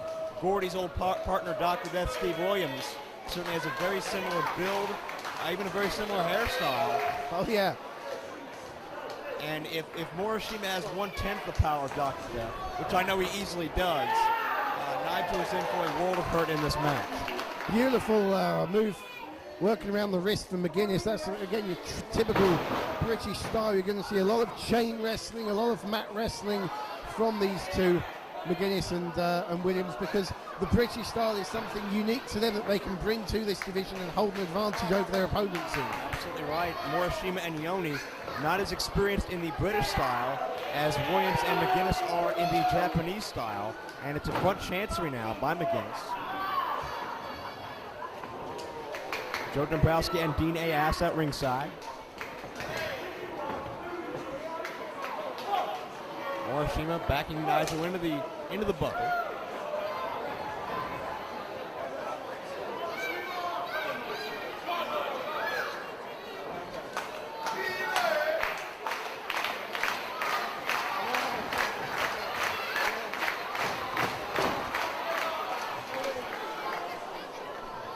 Full Nelson cinched in by Nigel.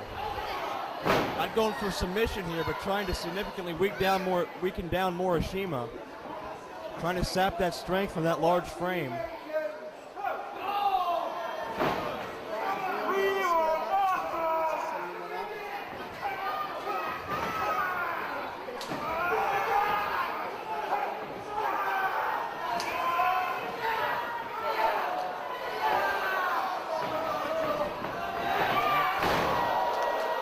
Due to time restraints, we had to invoke that rule, and that should be very interesting how it plays into the strategy of all four of these men. As Yoni and Morishima are used to having more time to pace themselves and more time to wear down their opponents. And same can be said for Doug, as he is a former GHC champion as well. So you have to wonder how all these men will adapt to the quicker sequence and pacing this match is sure to have. And Morishima right back up to his feet. And Nigel, you don't see Nigel back up very often, but you saw him surprised that Morishima could take all that punishment and keep walking right towards him.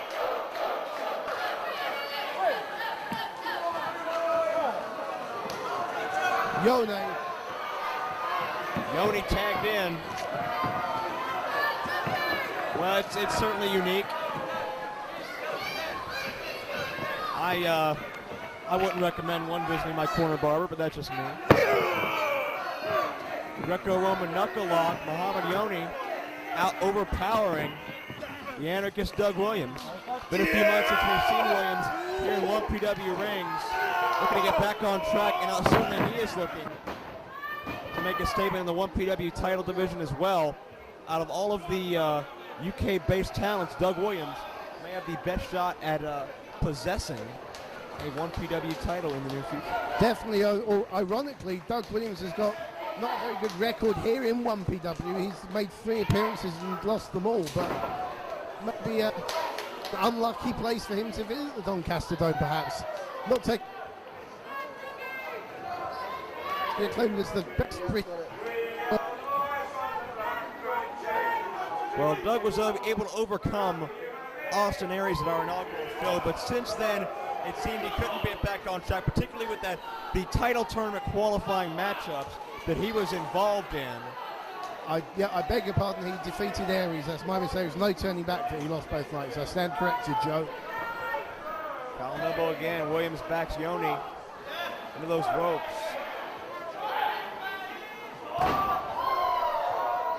Shot, no effect. Yoni shrugs it off. Gotta wonder if jet lag's gonna play a part into this. Obviously, it's a long flight from Japan. Williams a short drive from his house. Shoulder tackle, nobody moves.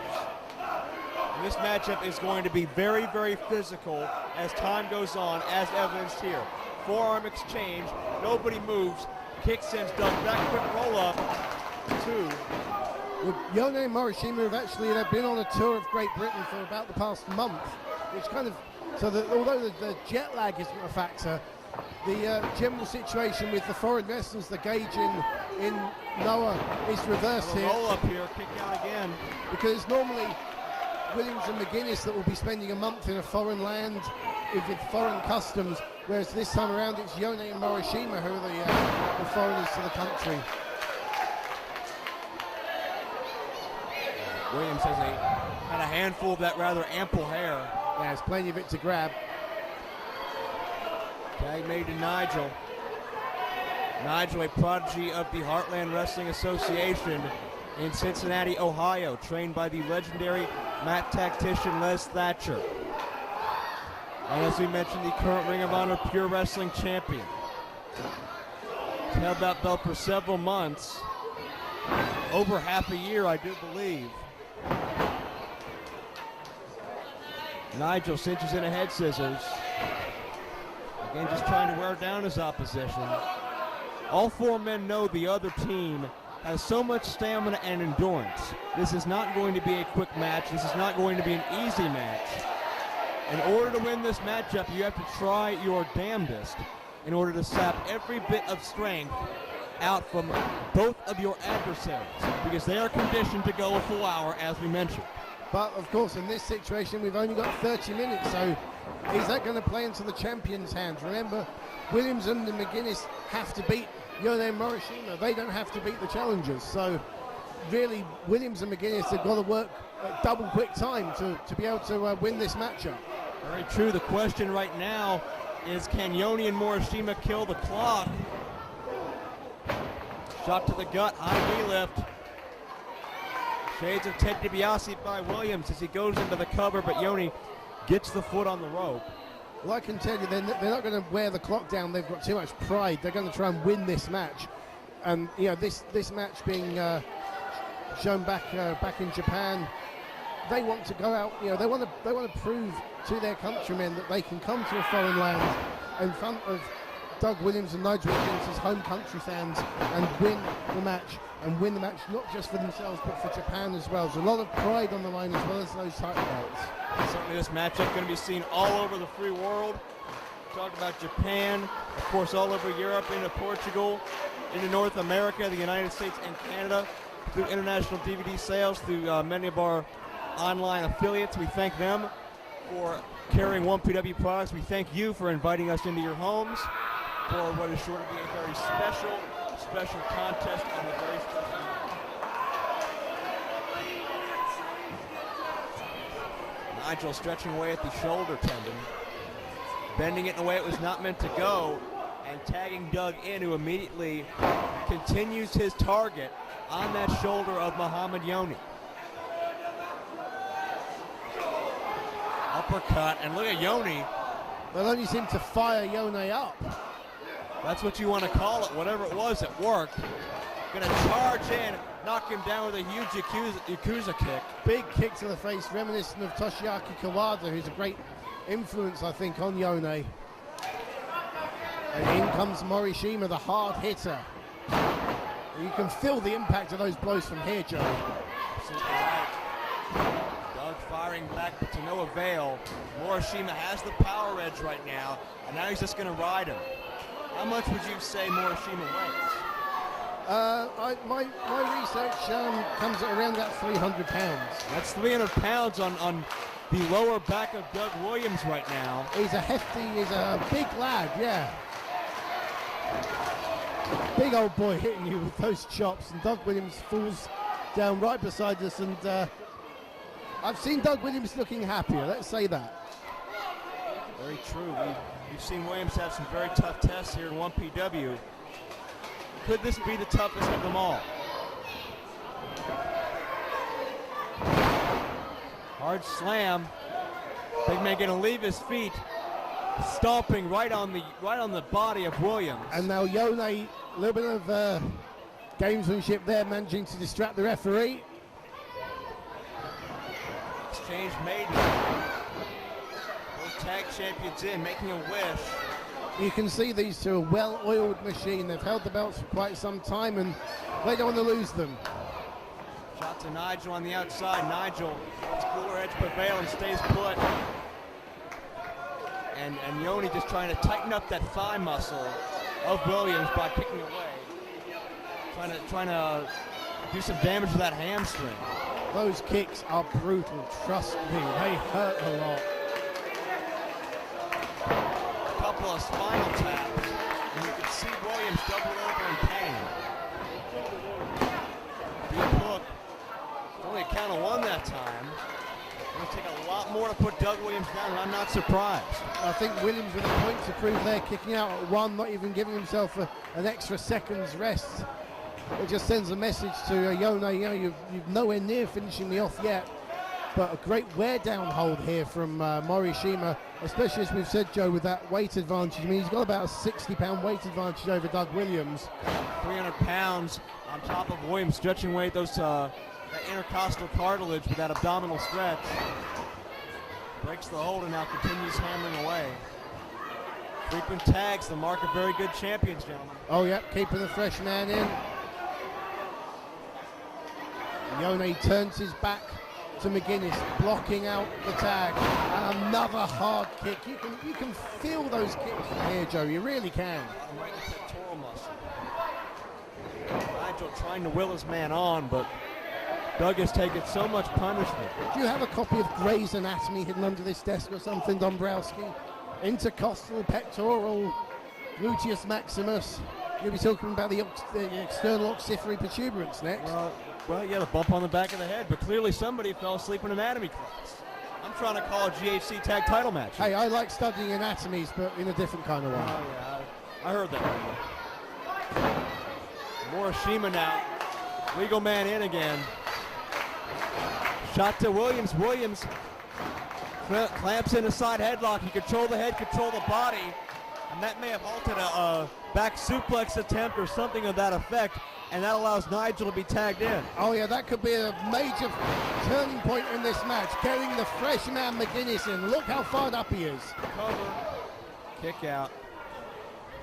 It'd be very tough to hold down 300 pounds, and then 300 pounds just vaults McGuinness back into enemy territory as Yoni starts hammering away. Smart move by Morishima, smart move. And you can hear the force that Yoni is putting behind each one of those blows. Doug Williams urging McGuinness on. Rolls him through into the cover. Another kick out at one. Well, it was very nonchalant cover. He wasn't going to get a pinfall from that, but you can just listen to McGuinness, the way he's shouting at this crowd. He's really fired up for this one. He wants this. Nigel balances himself. Normally Nigel could psych out an opponent with that, but Yoni was too quick. One straight boot, and that plants out the window. Joe, he just kicked him in the face. In the face. That, this is beautiful. Nigel sent to the outside. I was about to remark on how impressive it is that they did not want to let their hometown crowd down. But after now, I don't know what they can do. I get the feeling Yone's taking a bit of a run-up. I'd watch out if I were you. Look out! Oh! Charging with a knee. Full head of steam sends Nigel back into our steel retaining barrier. And I don't know if McGuinness quite knows if he's in Doncaster, Delaware, or Tokyo, Japan. Look out, against Morishima. Flying butt. Sends McGuinness back again.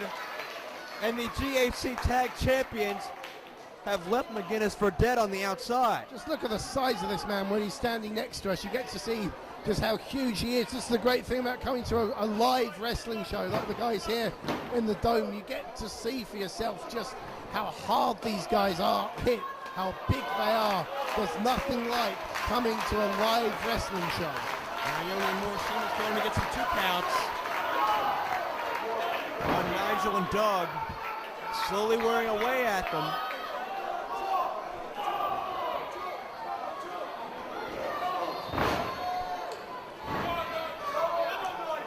Yoni and Morishima have to wrestle a very defensive-minded contest. I think they've done a very admirable job so far. You call kicking someone in the face defensive-minded? Well, gotta defend the title somehow. If that's defensive, I'd hate to see them in an offensive-minded way because 2 and a kick out. They are certainly taking it to the challengers at this point in time. They're definitely on top of things.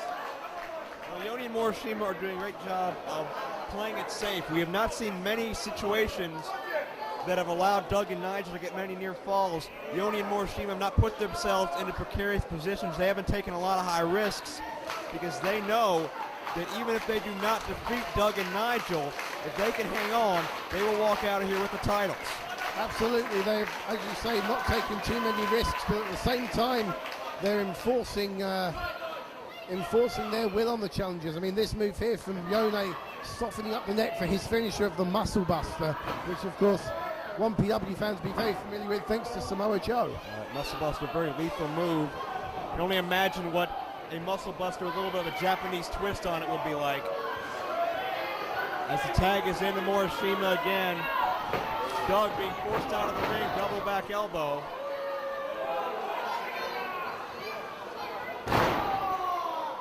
Double sledge.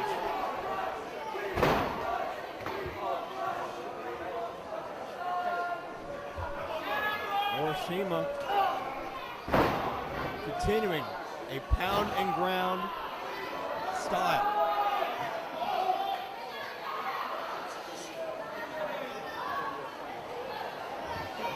And again, cutting the ring off. And back to that camel clutch. Notice he's got Nigel in a packaged position there. All of Morishima's weight on top of Nigel's lower back. You can see the arc that back is bent at. Certainly a very uncomfortable visual. Even more uncomfortable for Nigel to be experiencing it. How many times did Yoni and Morishima just hit Nigel? Lightning fast strikes.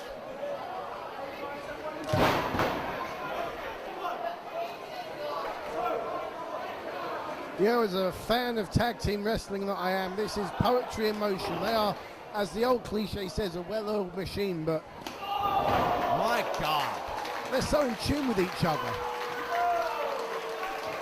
Hard kick to the sternum, but it cannot keep Nigel down. Nigel retaliates, but Yoni right back. That's, I believe, the third Yakuza kick of the match, and every time it's been very effective. Nigel still trying to fight his way up to his feet, using the ropes for leverage, using anything he can get.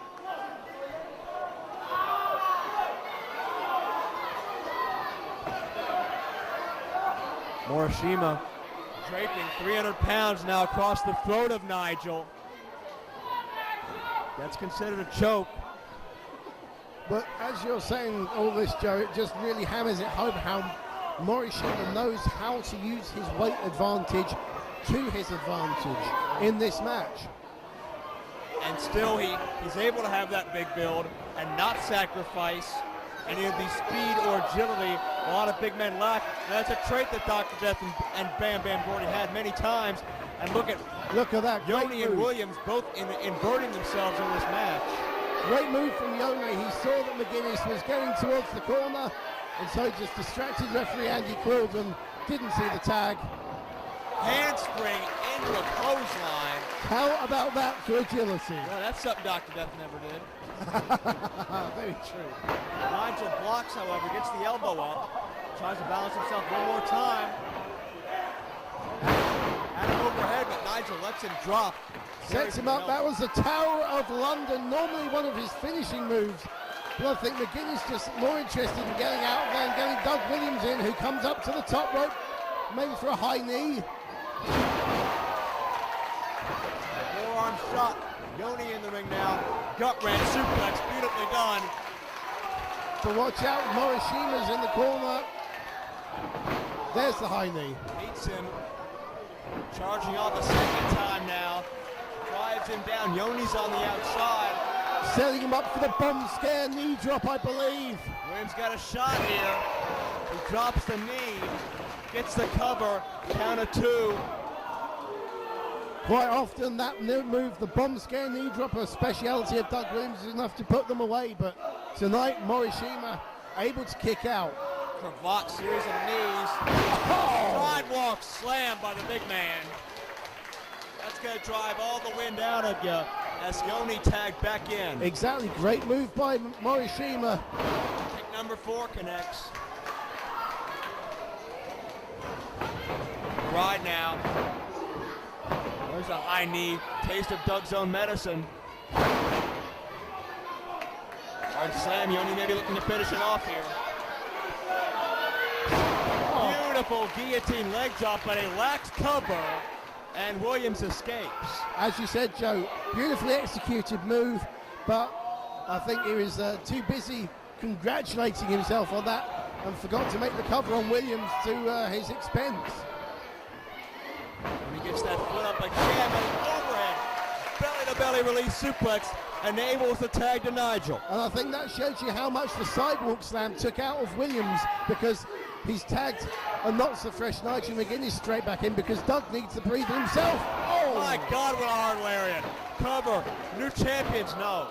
And again, great move from Williams coming in, blocking off, cutting off Morishima from making the save. Yoni sent in, Nigel charges. Oh, you see his face. You hear the impact, you see the reaction. Nigel bouncing himself again, 3rd time's the charm. Kicks Yoni down hard. 2. He didn't hook the leg, Joe. Right. Does he have enough left in his system to hook the leg? Morishima just down by us here, still down to one knee. He's in trouble on at the ringside area here. Nigel. Would that be the Tower of London? That's the Tower of London, I beg your pardon, yeah. Gets that cover, that'll do it, no. Morishima spotted the danger. Think about all the matches Nigel's won with the Tower of London. Could not put away Yoni, and a fast press by Morishima. Check this power out. Great strength from Williams, and look at that, that's really fired up Williams now. Firing on all 4 cylinders. Spinning heel kick might have caught Doug right around the temple, might have dazed him, and now the precursory 10 count from our official. This match now is getting in the territory. Both are up, as you can see in front of you. All 4 men are down, they're weakened, they're in trouble, and you get the feeling now that any big move hit accurately where the other guy is taken out of the commission, stopped from making the save, could end it. Nigel up first, but barely. I think this is the most dangerous portion of the match for the champions as far as retaining their belts go. Yoni caught Nigel with a heel kick, but Nigel used the momentum of the ropes to spring back with a clothesline, and once again we're at a stalemate.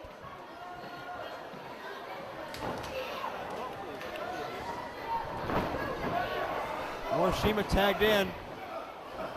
Him and Doug Williams now having a slugfest, exchanging forearms. Elbow by the Anarchist connects, but Morishima meets him. Another hard kick to the facial features. Oh no, 300-pounder going to take a risk to the top rope now, but Doug interrupts. Jockeying for position, superplex. Beautifully done. Doug's got the cover, Doug's got 3, no. And what's interesting is a big move like that, but Yoni right in front of us, laying on the apron, hasn't got it in him to make the save. That just says how much this match has taken out of Muhammad Yoni. Yoni dazed at this point. Doug might have gone for the chaos theory. Morishima cuts it off, tags back in Yoni again, who immediately goes for the illegal man McGuinness. Can you believe the physical toll that has been taken out of all 4 of these men? Double clothesline connects, cover 2, and no. That is a trademark of the Japanese tag division. Eliminate the man on the outside, stop him from making the save, and then you hit the big move yourself to try and get the win. Look out. Let me get a charge. My God, what a lariat. My God, 2, 3, no. Only just. They've been as close as they've come yet to victory. GHC, Global Honor Crown Tag Champions, still in the thick of things. And he's setting him up for the Muscle Buster, and McGuinness has seen it. Yoni does not have eyes in the back of his head. But McGuinness spotted the danger. Big high risk coming up. Gonna go top. Connects with a blow on the way down. Little bit of a forearm, a little bit of an uppercut, and he almost got him. Again, only just. That was even closer than the last one. As McGuinness comes flying in towards us here. Nigel hits the steal again. In the ring, Doug going for the chaos theory. But Morishima again with the interruption.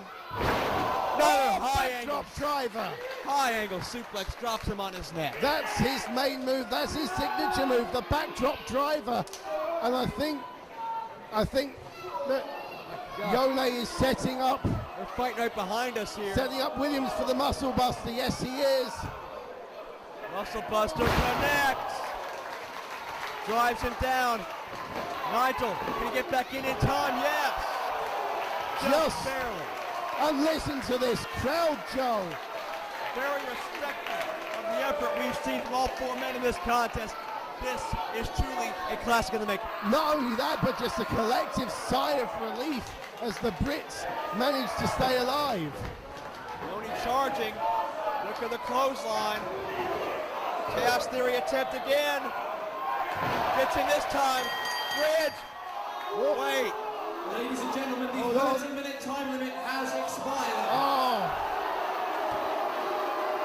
Therefore, this contest is a draw. Now that. I guess they call it a curfew time limit draw. They can call it whatever you want, but we had to impose a time limit for time constraints. Unfortunately, Doug and Nigel came up on the losing end. Doug looks absolutely gutted. He was a whisker away, but look at this.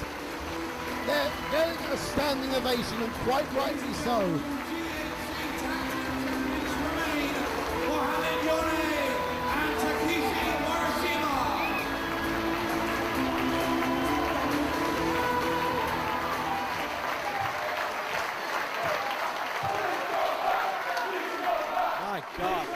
Nigel, it was 30 minutes. It was 30 minutes, Nigel. Fans want 5 more minutes, but it's too late. Unfortunately, the decision is final.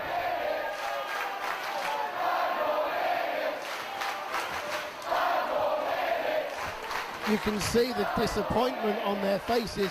It wasn't even like McGuinness and Williams were beaten. You know, that's the thing that really sticks in the throat, I guess. They were so close yet so far away. About 2.5 seconds of becoming GHC Tag Team Champions. But the clock was against them. Yoni and Morishima had a defensive matchup, and it worked in the end. Guys, it was 30 minutes. Ladies and gentlemen, in accordance with GHC rules, this match is a draw and there will be no extra time. Rules are rules. Therefore, the tag team champions remain Muhammad Yone and Takeshi Morishima. Well, some fans understandably disappointed, but let's not let that take away from the fact that we have just seen 30 minutes of tag wrestling excellence tonight, Joe Dombrowski. Right, we have Doug Williams,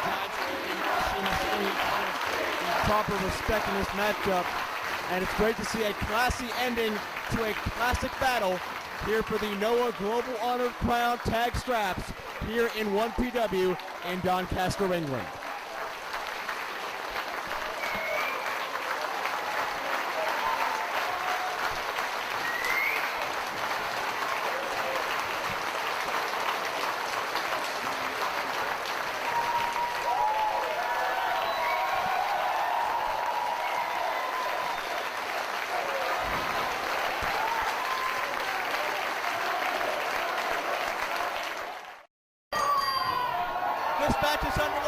could not contain his rage any longer.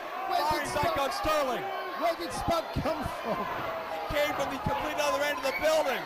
But Sterling with a wheelbarrow suplex automatically takes control. Sterling gets the size advantage. I mean, as you said, Joe, Keenan has been making Spud's life an absolute living hell. Sterling targeted Spud and several others when he debuted his alliance with the Monster Abyss last October. Quick cover, not going to beat him, however. Sterling targeted what looked to be the most vulnerable member of the roster to bully around and make a statement and show they mean business. But when Spud would not stay down and kept coming back time and time again, it became personal. Spud's got too much pride and heart to lay down. Sterling's got too much ego to let him. Oh, definitely. I mean, I've known Spud for a few years, and he never, ever backs down from anything. And he's risen through the ranks, not just in the UK, but he's appearing now in Europe, in Italy, and in Switzerland. And just last month made his debut for Ring of Honor over in America. So a young man, 5-year pro, who's definitely on the rise. Big things in Spud's future. Sterling's knee meets him right in the forehead. Kind of surprised the Monster Abyss is not out here, but then again, he's got a hell of a title match to prepare for in a few moments. Exactly, he's got his own agenda tonight. Sterling with a fireman's carry, not wasting any time, pulling out the big offense. Drops him with a backbreaker. Cover, 2. Spud does not stay down, and Sterling mocking Spud, certainly feeling very full of himself in the opening moments of this match.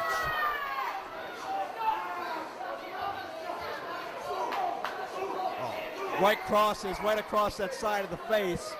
He's trying to break Spud's cheekbone right there. Either that or just adjust that hairstyle. Sterling with a chin lock. You see Spud's got a glazed over look in his eyes already from some of the high impact offense he's taken from Sterling. Sterling ducks ahead too early. Spud comes back with a foot, but gets caught with a spine buster.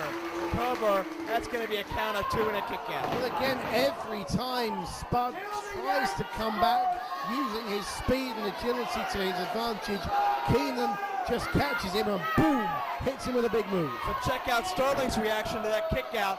He's getting frustrated that he's not putting Spud away in only a couple minutes. Remember, this is the first official in-ring meeting they have had. I think Sterling underestimated Spud, just like so many others have before. And Spud's going to have to hope that this match goes on a long time, because the longer it goes on, the more frustrating SJK becomes, the more it plays into Spud's hands. Sterling certainly with his own bit of success in recent times. My God! Hell of an enziguri kick to finish my thought. Sterling appearing recently for the WWE and Ring of Honor, and recently spent a week training in Ohio Valley Wrestling. Certainly all the greats of the business have their eyes on SJK. And of course trained by the legendary former world champion Dory Funk Jr. Certainly in part, yes, Dory Funk had a lot to do with making Sterling the technical master he is today, and certainly may have something to do with the master of psychology Sterling has become as well. Spud attempting a whip, that's not very wise when your man Spud sides. Wheelbarrow attempt, counter with a bulldog. Spud knows what he's doing, and as you say, hits a beautiful wheelbarrow. Look at a charge, gets met with an elbow. And meets Sterling with a jumping side kick. Lalo Press could just be an upset. No. Gotta wear down Sterling quite a bit more first. Spud trying to work this match round to his kind of pace. Those last few moves definitely to Spud's advantage.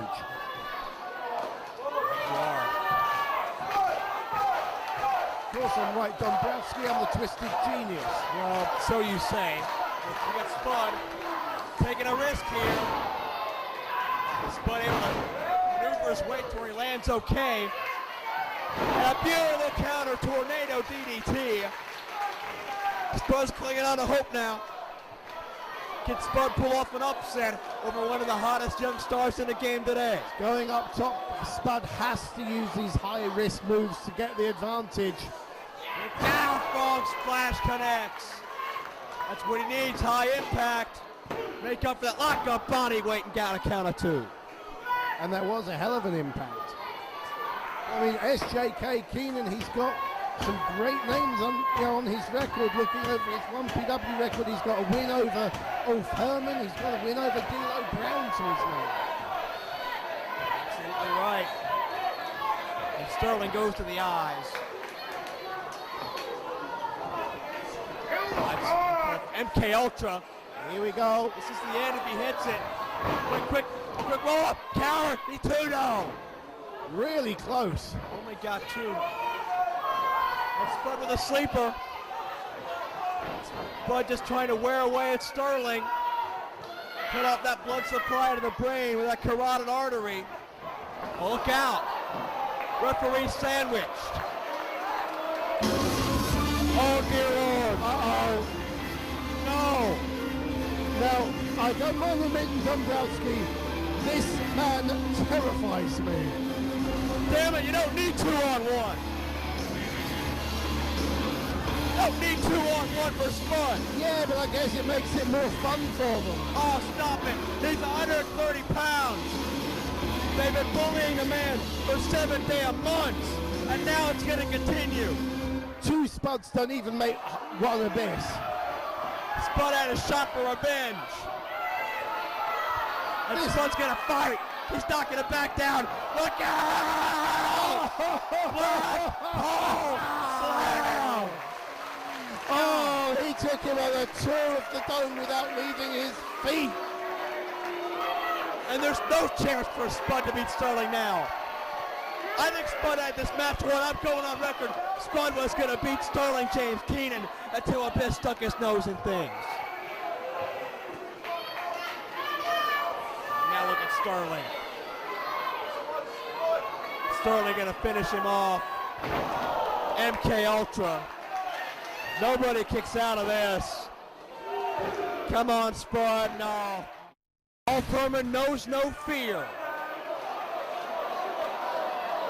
It was less than 3 months ago that Abyss drove Ulf Herman's body through a thumbtack-covered flaming table.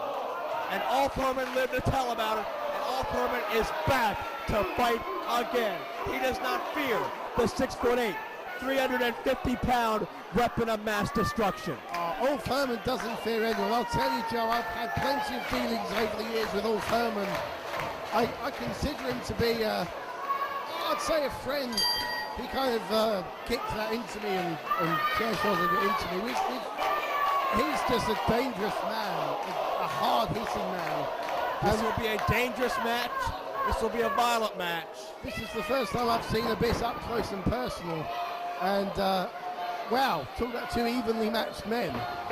There will be casualties in this contest. And Abyss and All picking up right where they left off at All or Nothing, beating the holy hell out of each other. Look out, into the bucket. Ulf charges, gets met with an elbow. Only a matter of time before things get dangerous. Clothesline by Herman. Second clothesline.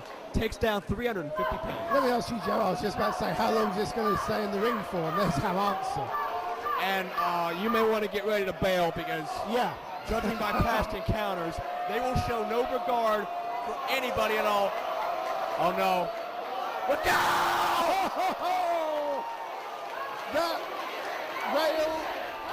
The man's body just bent steel.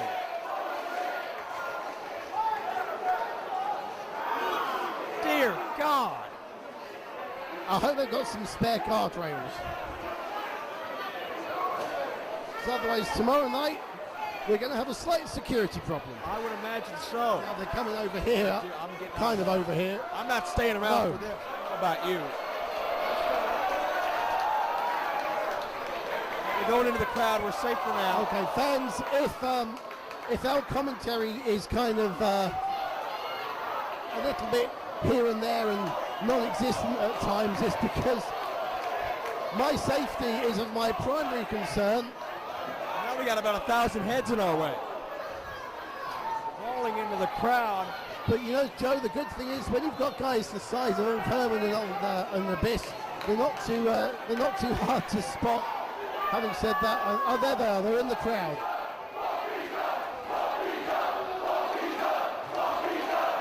Wrestling fans, a reminder, this match is Falls Count Anywhere.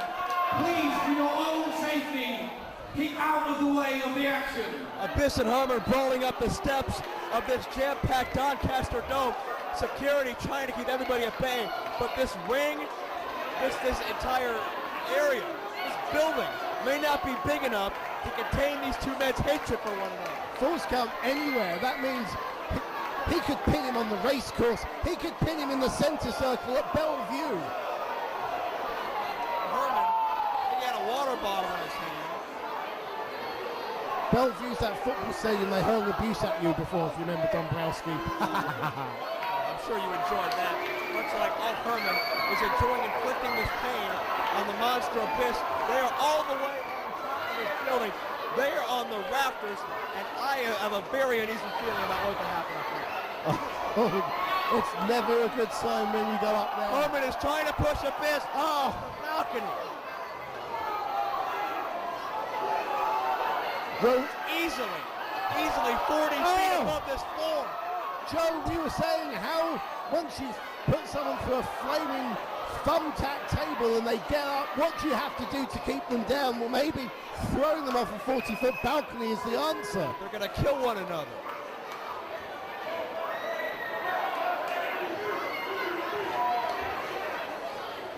Action in a matter of moments has spilled up to the very highest rafters of our Doncaster Dome.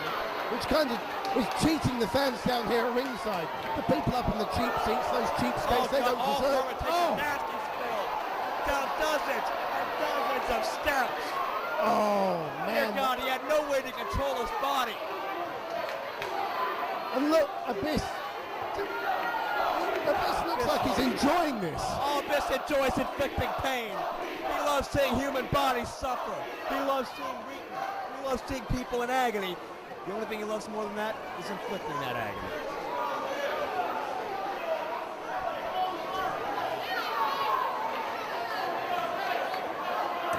If I see him backstage, I'm calling him Mr. Abyss.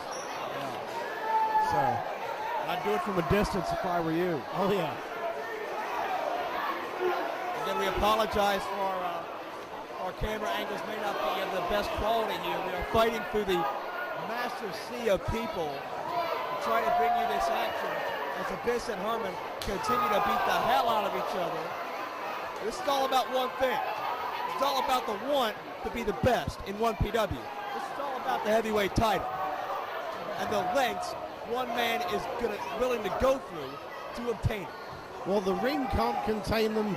The Doncaster Dome is barely containing them at the moment, but God only knows where this could go. It could literally go anywhere, and I think I think they're coming over towards us, Joe. That's not good. Again, fans, he's got a plastic bag over his head. He's smothering it. That could kill a man. But is Abyss human? Is he man, monster, or machine? This is going over the line. This is going over the line. Where are they going now?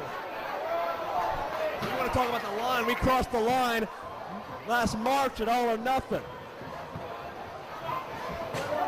Into the back wall and out the door. Are they out of the dome? I'm trying to just look at our screens here. They're outside the dome now. They're outside the Doncaster Dome. Okay, Joe, so the Doncaster Dome can't contain them. The ring can't contain them. My God, can this kind of contain them? Maybe the county of South Yorkshire can contain them or something. I don't know, but this is crazy. This is the wildest brawl I think I have ever seen. Oh! Interesting. Abyss just got rammed into something.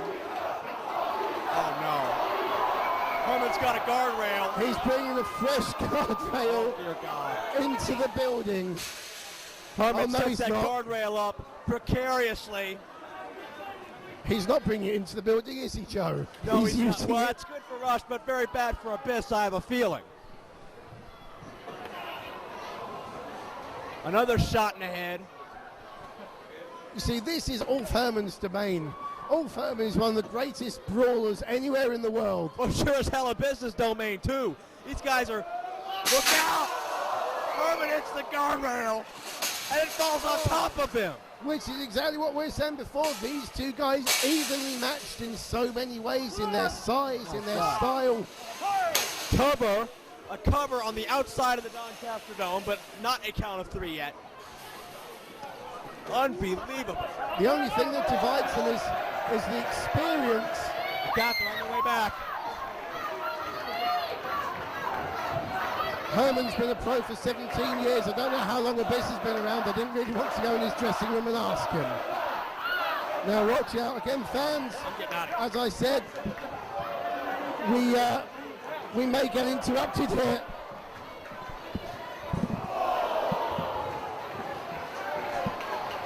Well, Dombrowski, you yellow belly, running for cover.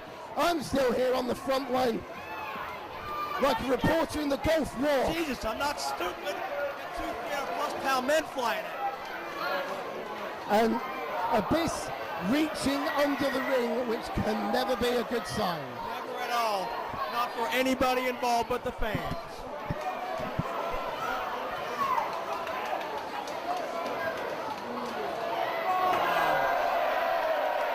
Has the table. And we remember what happened last time Abyss had a table, hey Joe? You're right.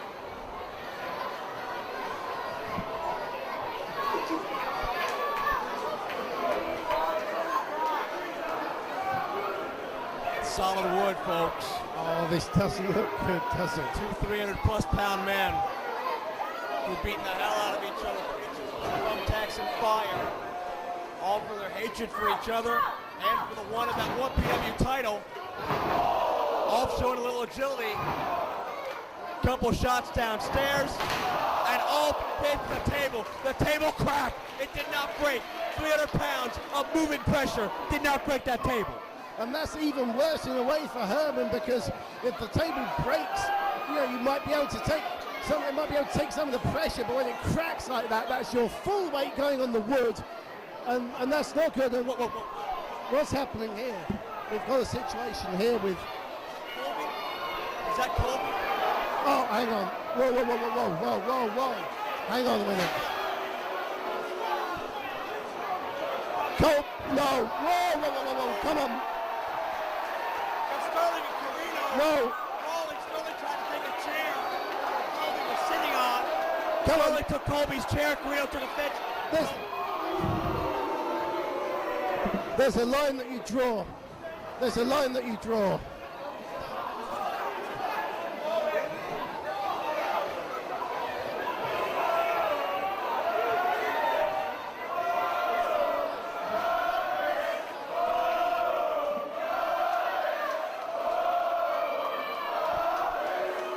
Fans, I apologize.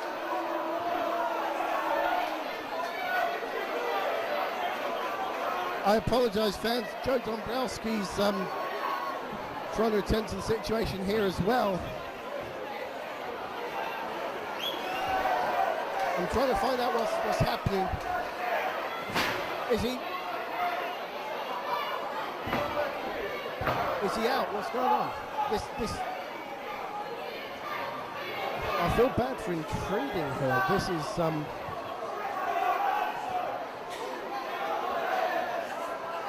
I don't think this was... I don't know what Abyss's reasons for doing this. I apologise for not being too compos mentis here, but you know, this has been disturbing. Let's just hope that Colby Carino, Steve Carino's son, is okay. Well, if we can provide you with an update on Colby Carino, we will do so. But in the meantime, Dombrowski's gone to the back to check on things as well. So I guess it leaves you with just me, fans. So this is a Twisted Genius calling the rest of this match on my own. And Abyss has Herman on the floor with a chair upon his person. It does not look good for Ulf. Oh! Monster or not, that's gonna hurt. I don't care who you are. Massive clothesline from Herman. And now Ulf getting the chair and he's reaching under the ring for something else, which can never be a good sign, as I said earlier on. I'm trying to see if we've got any news about Colby Corino, but nothing coming through yet.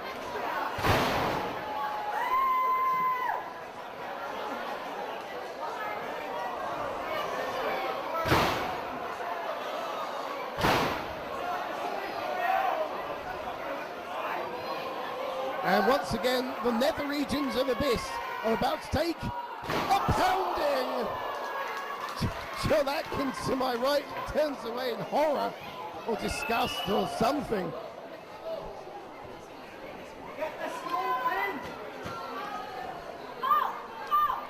Fans, I apologize for appearing to be a little out of sorts and for Dombrowski's absence, but we had a bit of a situation a few moments ago with Colby Corino. Joe's gone to try and help things out. Oh, Andy Quildan. Oh!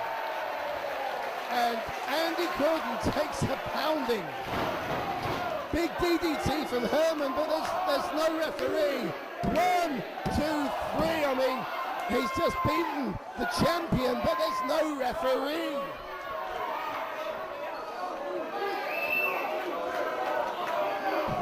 And Abyss grabbing the 1PW World title belt, and with no referee around, I guess he can do what the hell he wants. Mind you, he's been doing what the hell he wants for most of the show anyway. Belt shot to Herman, and as big as Herman is, as tough as Herman is, when a man the size of Abyss hits you with that heavy belt, and I'm telling you it's heavy, I felt it earlier, then you're out, and I think this could be it. Quildan being revived by Abyss. 1, 2, no! No! No! Herman kicks out! And listen to this crowd chanting Ulf in unison.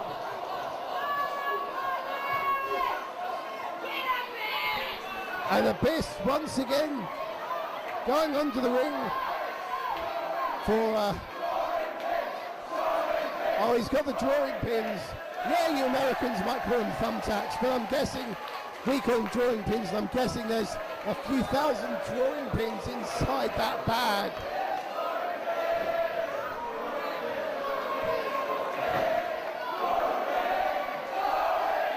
That chant you're hearing is indeed drawing pins, drawing pins, drawing pins, just in case you're wondering. Oh my God. Oh my God. There are thousands upon thousands of thumbtacks or drawing pins in a very small concentrated area of this ring,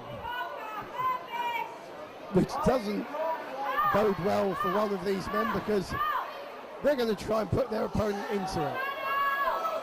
Ulf reversing, but no, it's a choke slam. Is this a choke slam from Abyss? Herman blocks it. Oh!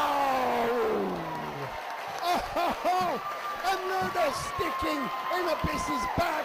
Oh, they're stuck in his arm. They're stuck in his back.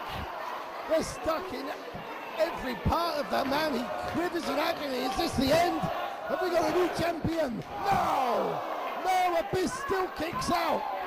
Abyss kicks out. What does it take to beat this man? As Ulf going for the fire torch. Well, hey, I guess Full Count anywhere, anything can happen. No, no, he's dousing him in, that's got to be Lysa fluid. Smelling it, it's definitely Lysa fluid. Oh my God, oh my God. He's going to try, no. Here's Keenan.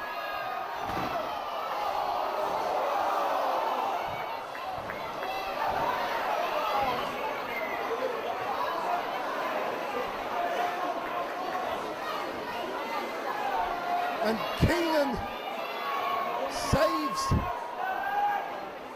Keenan saves us from having a Sunday lunch of roast Abyss, I guess. Powder in the eyes. No! Abyss gets hit by Keenan. Taste of his own medicine. But it's still 2-on-1. Oh no! No, no, no! Black hole slam on Andy Quildan. This has just broken loose. This is chaotic scenes here in the Doncaster Dome. We've got Andy Quildan out. We've got Colby Carino in on a stretcher. And is that the end of the Abyss Keenan alliance? Keenan, or is he just blinded? I'm not sure. I don't think anyone's sure what's going on here. Absolute total chaos. And a box shot from Herman, but we've still got no referee. 2, 3. Here comes the second referee. 1, 2. No! No, no, no, no, no. A kick out from Abyss. Herman is just frustrated beyond belief.